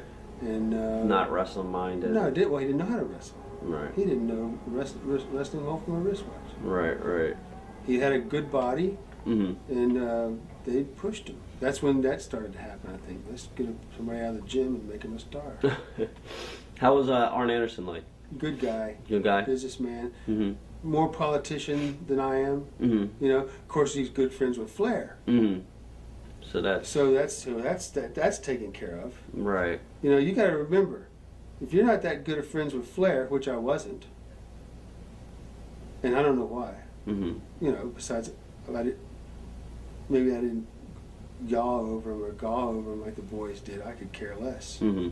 You know, and not being that friendly with Dusty. I actually did pretty good to survive the As long as length you of did. time I did. Yeah. Because it certainly wasn't the office. I certainly had no support from office personnel. How was the relationship between Dusty and Flair? How's Dusty and Flair, how did they get Theirs? along? I guess okay. Yeah. You know, they're both the same creatures. They come from the same swamp. So there was jealousy though, probably. Yeah, they come from the same neck of the woods. You know, they Right. both have relatively large egos. Uh-huh. You know, I don't understand that. I mean, their egos are huge, Right. huge. Which I mean, that's okay if that's your business, but it certainly wasn't mine. So I guess after the whole Flair and everything, I think is that when they brought in maybe Michael? Start doing some tags. Yeah. I think Tully and Arn, you did a series of matches. Was that? Because remember, I quit for a little while before Michael and I teamed up as the Birds. Yeah, this You're was like talking late prior to '87. that? I think you wrestled like in a 6-man Starrcade in Chicago. Yeah, before I quit, before I left here. Yeah. Why did you quit? Just Actually, they dropped me. they dropped you? Yeah. Contract was done, or Yeah, they just. We weren't sure because that's when the Turner. was this? This was you still had the Varsity Club feud, right? Was this you got dropped after that, or did you leave for a little bit and come No, I back? had to leave because the varsity feud was when I was a Freebird. In '88 with Precious With, or Sullivan? No, the process with Sullivan was still First time in. first time Yeah. in. How did you like the thing with Sullivan? It was okay. I mean, Yeah. Sullivan was in tight with Dusty, Right. so I knew whatever he kind of wanted to do, he would get it done. Mhm. It probably wouldn't benefit me. Mhm. And again, I was being utilized, like I say, when Dusty came out there and stood in front of me to protect my woman. Right. I mean, what kind of message are you sending there? Right. know? You think I'm a friggin' idiot or something? Oh, okay, now I get it. I really am supposed to feel good and know that you're being the booker and you're here for my benefit and you're going to help my gimmick. Right. Yeah, right. How whose idea was it for that cage, that Tower of Doom? Kevin's. Kevin's. Yeah. That didn't seem to really go over too well, though. Because by the time they got finished jacking with it, they screwed it up. Right. Honestly, it started out. It was going to be good, but you know what? They took a gimmick like that, and didn't they just bring everybody in on it? I think they did. Yeah, it was like I think they did. it's like You know, it's like you sit down to eat it. If you and I sit down to eat a big steak, it looks great, and it's going to be great. But now all of a sudden, I didn't know it. But it's you like a invited 10-man match or 12 of your friends. Right. Well, now the meal that we were going to have Right. is probably not going to be that good because you got 10 other people eating off of it. So, again, what are we doing here? Are we trying to? Are we can't we all not handle our own gimmicks and Right. angles? Do we have to come and eat off of this hot angle here so that we can get some lift? So you think yeah, that should have been a singles. Oh. That should have been a blow off. The only thing you should have seen out there was Kevin, and you me, and Patty. yeah. 3 people, nobody else till the end. Where do you think that whole? Because you probably left right after that. I think. Bro- Remember what happened was, remember Turner came and bought Crocodile. Crocodile. Okay, so they had a big meeting. Mm-hmm. Dusty and all of them. They called everybody in, names on a list. They didn't call my name. Mm-hmm. Well, what the hell's with that? How this is at a show? No, it was They're at the office. in Charlotte Yeah. before they moved to where Yeah. they Dallas. Jimmy went to Dallas to Mm. disappear for a while, but before Turner did the buyout, Uh-huh. before and Barnett and that was down in Atlanta, Mhm. he was showing up for a little while. It was when the WCW was formed. Started, right. Right. Well, my name wasn't on the list. Well, now that's really weird because I've been in NWA all my life. I got Mhm. one of the hottest gimmicks in the freaking world. Mm-hmm. My name ain't on the list. Well, I'm not surprised. Who's in charge of the list? Dusty. Dusty, Flair. Ole Anderson, Mm. Flair. You didn't get along with Ole? No, neither. Because I don't care. I think they thought that I was supposed to march to their drum Mm-hmm. because they were like the thing or something. Right. And I don't march to nobody's drum, Right. including theirs. Mm-hmm. And I think that didn't set well with them. I didn't kiss Dusty's ass. I didn't kiss anybody else's. And now I was, and maybe they thought I was too wild. Really, that's immaterial. The point is, I drew money. Mm-hmm. You can't argue with that. Right. Was I wild? Yeah, but did I draw money? Yeah. So when they went down there, I wasn't on the list. So I went down there. I said, I want to go down there because that's the way I am. Right. They're having the big meeting. All the boys in the territory, WCW, is in the big room. I walk in the room. You would think that I was wearing like a big dick suit or something. I'm not sure. The way my friends Right. looked at me. Right. These are guys that, I've been in the business now for quite a while. Right. And I've sold out a few buildings. And Jim Barnett calls me out in the hall. And he goes, you're not involved in this. He says, you're not involved in this. I says, okay. See you later. Right. So I left. I quit for a year. Went to Mm. St. Thomas, St. Martin. Mm-hmm. Hung around there for a while. Enjoyed yourself? Just hung out. Helped my brother had a roofing company. I helped him, back some projects that he had, and just to help him out. And I was doing nothing else, Right. so I took a year off. And then Michael called me in the islands and said, "Hey, what do you think about coming and being a free bird officially?" Even though I always was one, undercover bird, but from Texas, So I says, "Yeah, that'd be good. I'll come and team up with you." So you didn't have any reservations going back? Oh, I knew who I was dealing with. I knew I was dealing with the devil. Right. Of course, I knew that all along. It's just that I was bored. I needed something to do, and plus I knew I was going to have so much fun with Michael. And that was really the bottom line. I knew if Michael and I got together, number one, we were going to have fun. That was number one. Number two, we were probably going to draw money, Mm-hmm. even if they didn't want us to. Mm-hmm. Or even if they tried to hold us down like Flair did. Right. So many times it was like pathetic. And again, don't misunderstand me, because it's not I'm not disgruntled. This was just a fact, that Michael and I, they tried to kill us 1,000 times. But anyway, I came back and Michael and I got together, and we went in with the Steiners, I think. I think the fans accepted you as the new Freebird? Maybe not at first. Maybe not at first, but then after Michael and I kind of became one, Right. I think then It worked. Then it worked. They always thought of me as Jimmy Garvin, because Right. that's who I'd been like my whole life. Right. But they also knew that if anybody knew anything, that I ran in Texas with the Birds. We were a gang over there, so to speak. So Right. I was always there. Mhm. Michael and I were very good friends, and Did Gordy and Steve, Buddy, our buddy. they didn't... No, they didn't care. No. No, because again, in Texas, we were all friends. Right. Really good friends. Buddy and Terry and myself and Michael, we were like brothers. I was a bird. I think in '89, the fans just didn't know. Gordy was in though, so you guys were kind of like a six-man Yeah. to a degree. Yeah, it was Gordy and Michael and I Right. against Steve Williams and Steiner. Had Yeah. incredible. Yeah, that one match, matches. the Bash '89, the first one in Philly, that 6-man, where Gordy and Doc ended up fighting all the way up on stage. The 2 rings, because they had that 2-ring battle royal. That was one of the best matches I ever saw live back then. That was You know, that was just the beginning, and that got killed. right. Yeah, They squashed that. right. How many 6-mans or how many different angles could we have worked off the Steiners and Williams against the 3 Birds? Right. That's a whole year's worth of booking there. You Right. don't throw that away. I think they gave you guys a War Games at a pay-per-view at the Bash '89 in Baltimore. They probably threw some both Right. ways. It was. But then they split There it was no up. color, no nothing. It wasn't main event. It was like No. 2 or 3 from under. Yeah, it was the real great support for whoever the Mickey Mouses that were on top type of thing. Right. And again, I'm not bitter. It's just that crap. You got talent like Steve Williams, the Steiners, and all of us in 6-mans having mad. It'd be different if we was going out stinking out the joint. Mm-hmm. Right. No, that was not the case. How are the Steiners? You like working with them? Stiff, tough, Yeah. hard. Good stuff, though. Yeah, steroids, grabs almighty, man. You know, you do enough juice. Yeah. Right. Holy crap!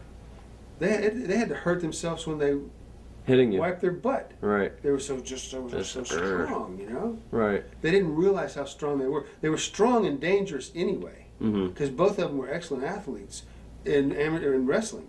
I mean, they were friggin' dangerous Mm-hmm. in their sleep. Mm-hmm. Okay, let's juice them up a little bit and see how they are. They were extremely stiff. They were okay though because they liked us too. Right. What at Starrcade '89 they had that Iron Man with all the 4 tag teams, I believe. And you guys weren't a part of that. Probably not. Did you guys? We didn't care. You didn't care? Feel left out or? No, we didn't care. We were left out. We were always left out. Right. Didn't bother you. No, we lived that way. Right. We knew how they thought, and I think they knew how we thought. They didn't care for us, and we didn't care for them. We did our job, and we always went out to the ring and kicked ass, and then we always just made sure that you were going to have to work to follow us. Now, when you got let go in '88, like the first time from Crockett, Mhm. you went down to the islands. Did Mhm. you try to get in with Vince? No, I No. took a year off. Yeah. I just did not care. Did you I ever was have any slowly- chance to go back with Vince, or was there any negotiations any time after that, or pretty much? Later on Towards in the this- end, later like- on in the story, yeah, Okay. there's some change. Okay. I guess then you were just doing matches with Rock and Roll, maybe Yeah, Zank and Pillman. Michael and I. Yeah. Yeah. How was that? How are they? Was the company? Did you Okay. see the company kind of just? Yeah, they wouldn't do nothing with us. Yeah. It's like when we had the, and we tried to get creative with. They let us do the announcing with Lance Russell. Yeah. How was that? Well, it was great. I thought. I thought Right. it was pretty damn funny. Mhm. Yeah, I thought it was entertaining. A little different twist. Right. Lance worked well with us. I mean, they weren't using us in the ring. They might as well use us out here. Mhm.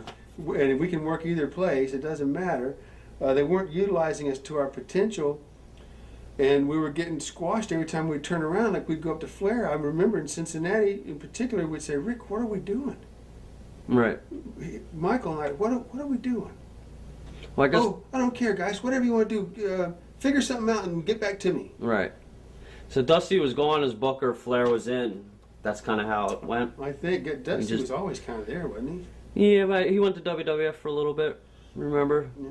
with the polka dots and sapphire, Oh yeah, correct. and then You know, that's what I want to do. I want to go to Vince and be put in polka dots and act like a clown.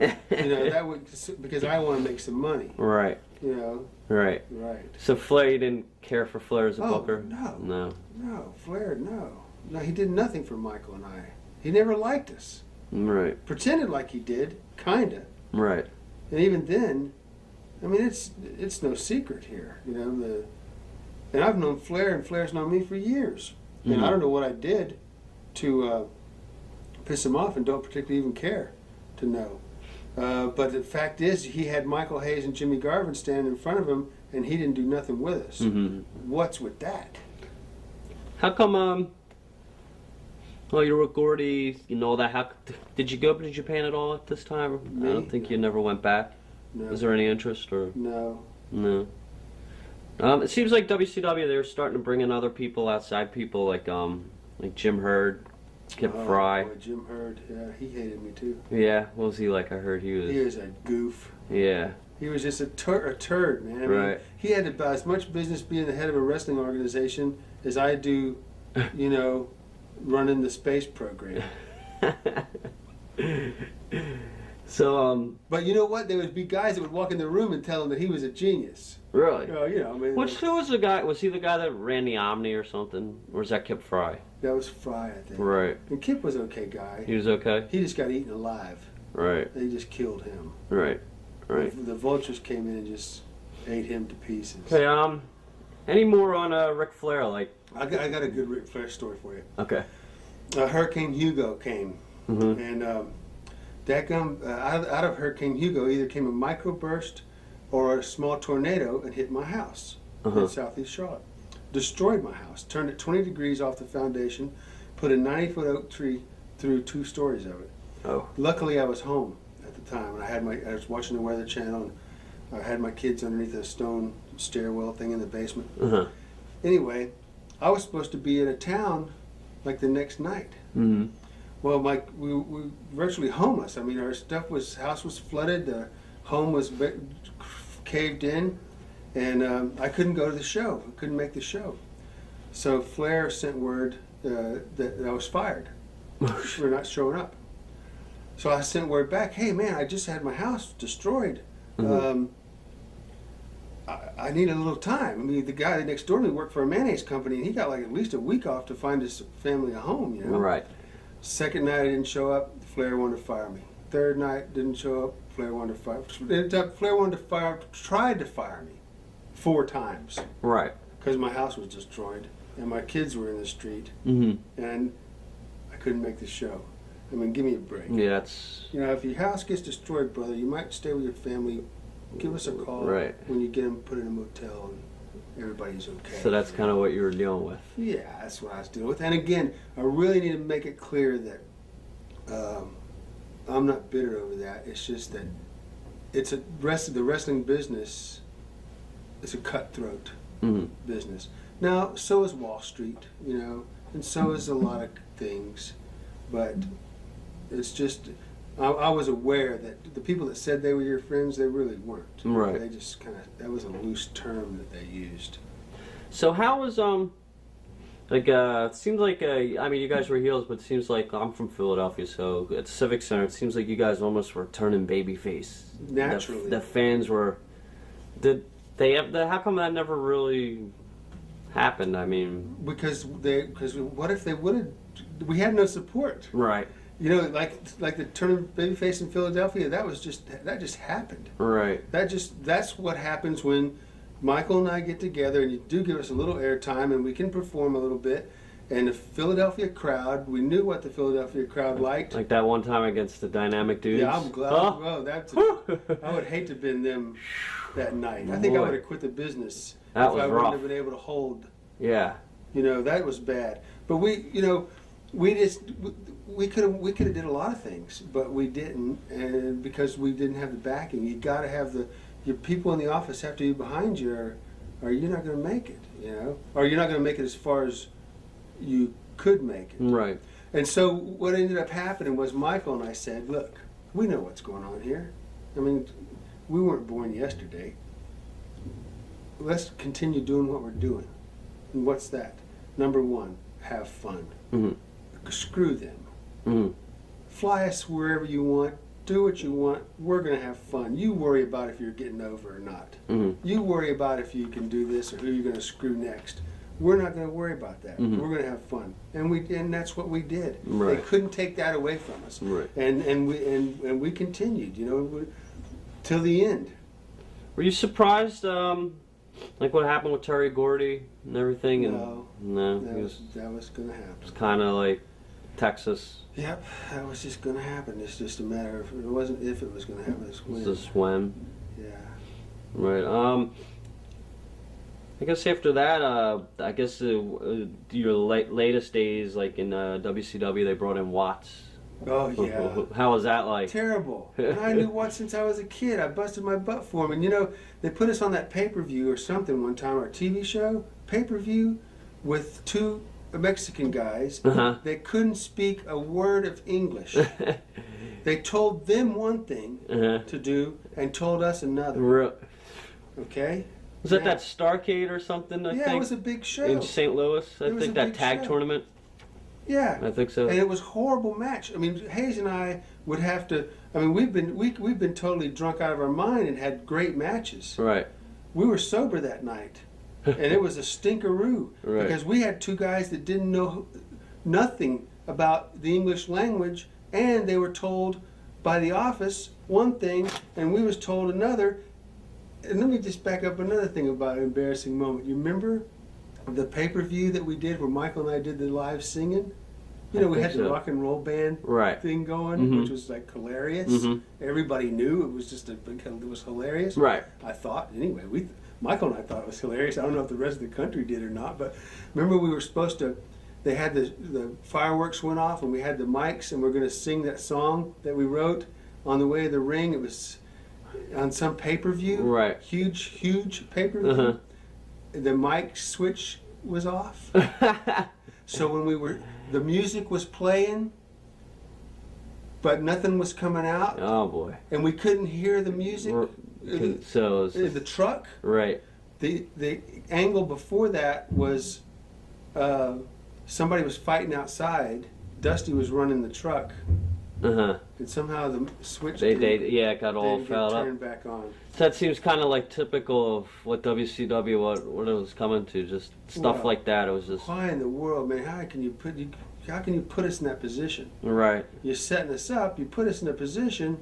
Thank goodness for the camera crew guys that were friends of ours. They managed to shoot the video that we shot during our entrance because we couldn't sing because we couldn't hear the music.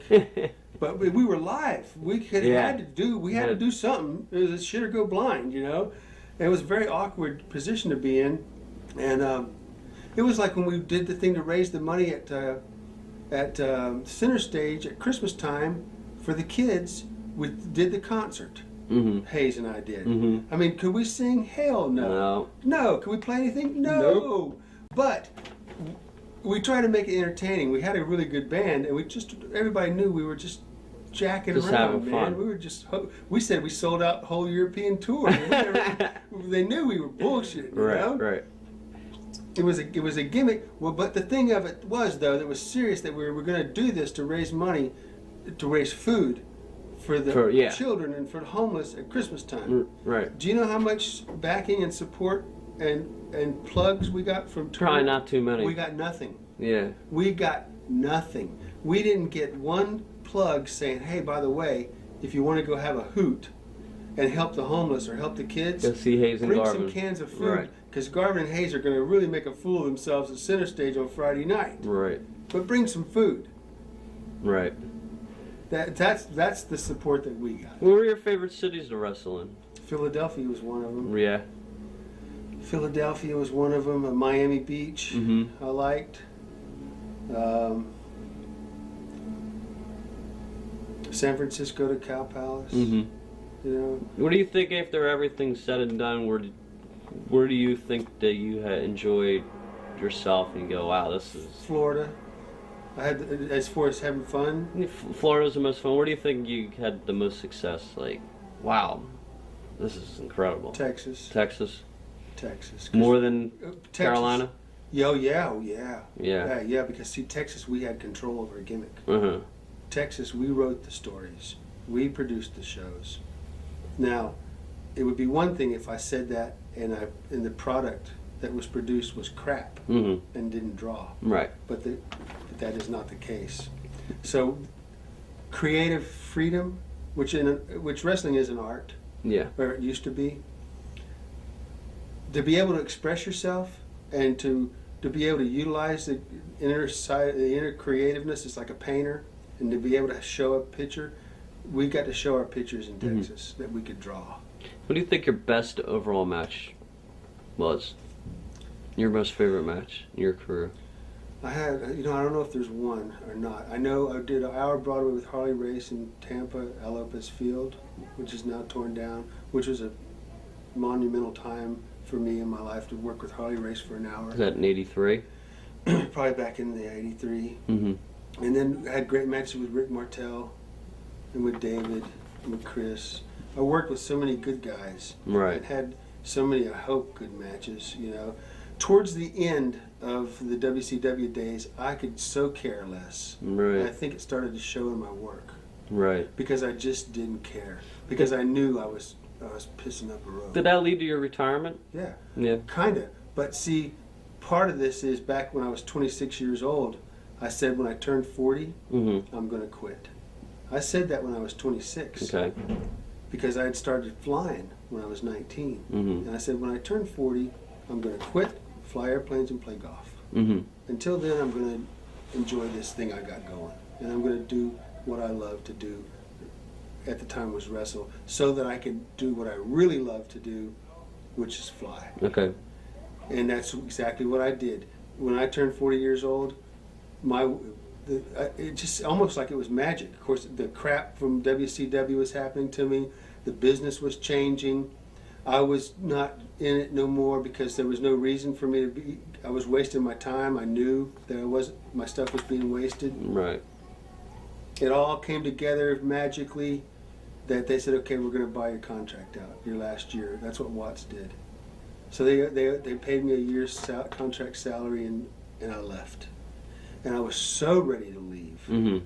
And honestly, it was good that I left because, number one, I left the way I wanted to leave. Mm-hmm. And I went the very next month or two and started flight instructing and started my flying career. And which I'm doing now and have done for 11 years. Mm-hmm.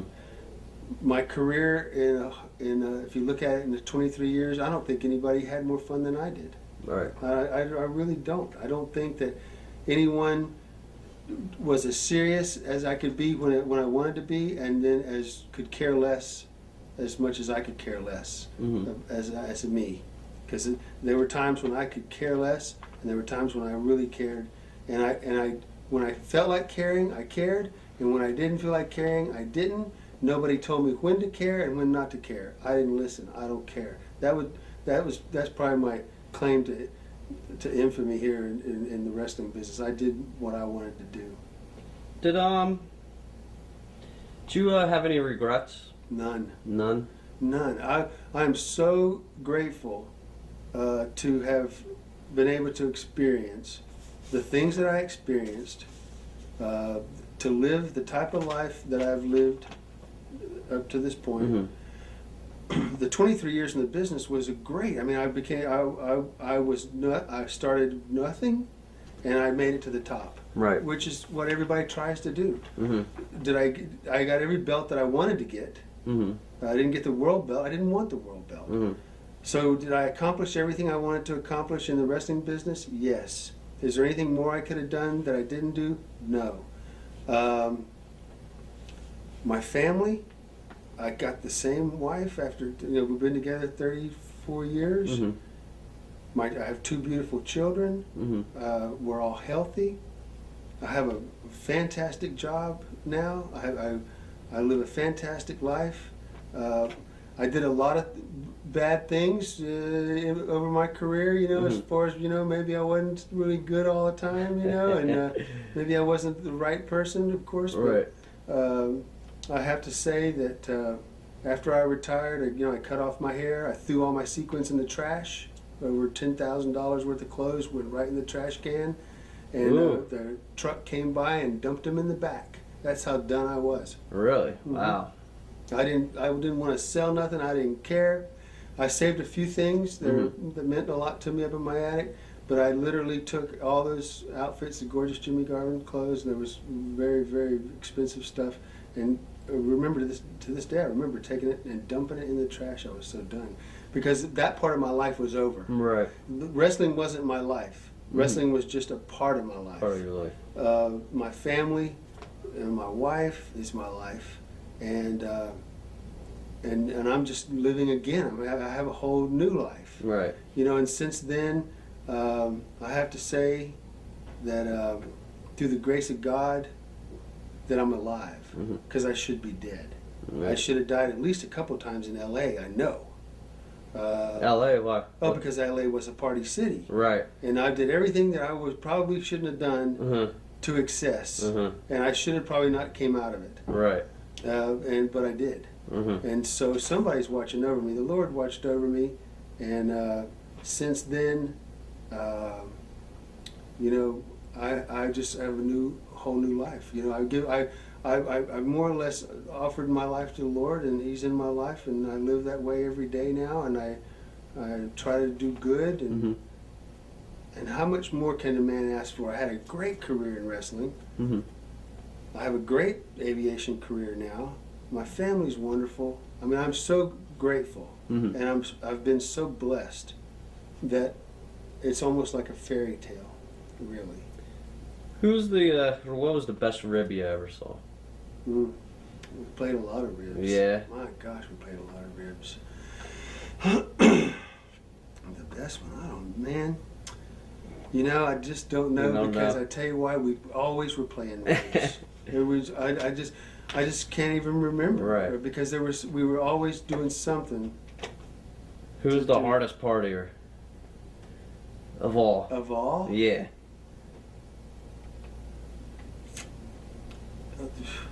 Hawk could party with you for a while. Yeah. Terry Gordy could. Mm-hmm. I could. Mm-hmm. Hayes could. Yeah, we were. Has Hayes ever talked to you about, coming with him where he's at now? No, No. Do you No. still talk to Hayes all the all time? the time. Who All are the you? time. Who else are you in contact with? Mostly him and Terry Allen. Mm-hmm. Because after Turner bought my contract out, I sat around for a while, and I was talking to Pat, and Pat said, "Well, Vince wants to see you. Come up and see us." Right.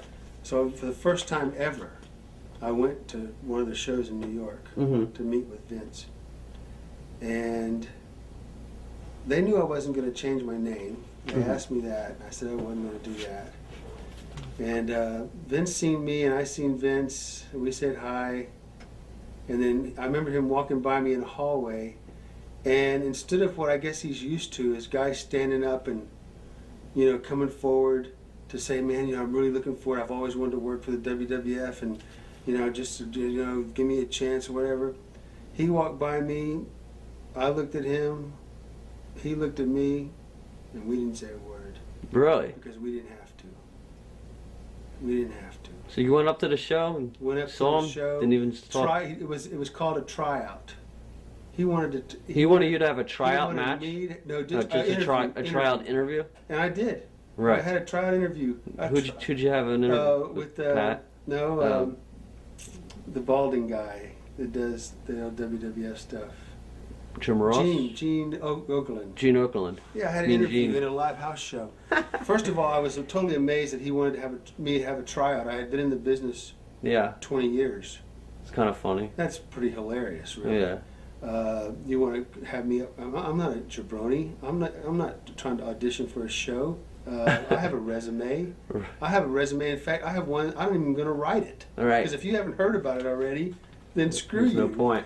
But it's funny how he looked at me and I looked at him. He walked right past me, and he didn't say a word, and I didn't say a word because I could care less working for him, even though I came up there, and he probably could care less to have me. It was just pretty. So you never incredible. spoke to the man ever? Wow. Never spoke to him. Seen him in the hotel when he was going over the show. I said hi to him. We shook hands. Went to the show. Never talked to him. And I talked to Pat. I've known Pat all my life. Right. I mean, hey, Pat, you guys, if you want to use me, okay, here I am. Mm-hmm. It's like I'm a ball of clay. Mm-hmm. Okay, you know what the clay can do. Here's the clay. Go ahead. I offer myself. Go ahead. If you got some ideas, let's see what we can do. Right. I don't need to try to sell my clay.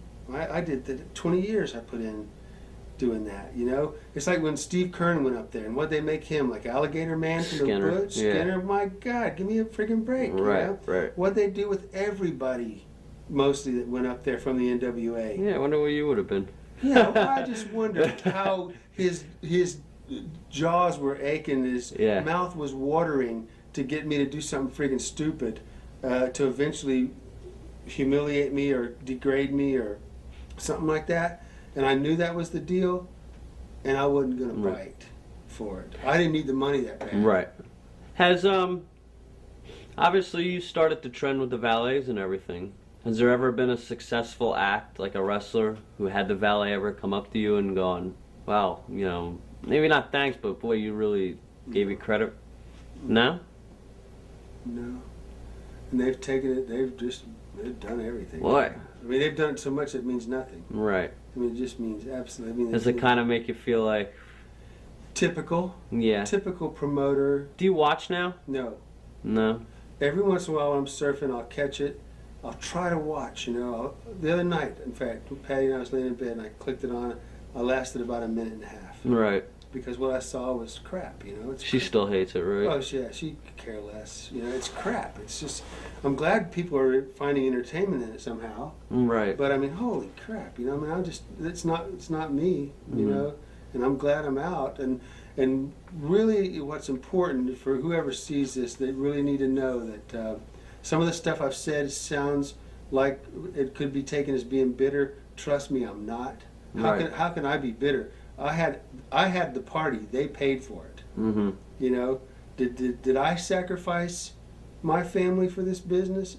Well, I sacrificed not seeing them a lot, but I still have them. So that didn't happen. Did I lay awake at night wondering if I was going to get a push? And well, I did in the beginning, like any young kid would that was trying to make it. But after I knew that I had a product, no, I didn't care. I'm just not bitter. I don't want anybody to think that I am, because I'm not. I had a great time. It was a 23-year party. Mm-hmm. How can you say or sound or be bitter if you had a 23-year party? I mean, I had more parties and met more people and snuggled up to more folks than a normal man would in 5 lifetimes. Right. You know? I mean, I did it all. There's nothing I didn't do. So in closing, anything you'd like to say to your fans? Just appreciating appreciating the opportunity to entertain them and to just show them what I wanted to show them. That, you know, I love wrestling. I love the sport, and I put in 23 years of my life, and I hope that they were entertained, even if it was just for a moment, through an interview, through a match, whatever. I had a good time. So I hope you had a good time, because I had a good time, you know, a wonderful time, and I'm blessed.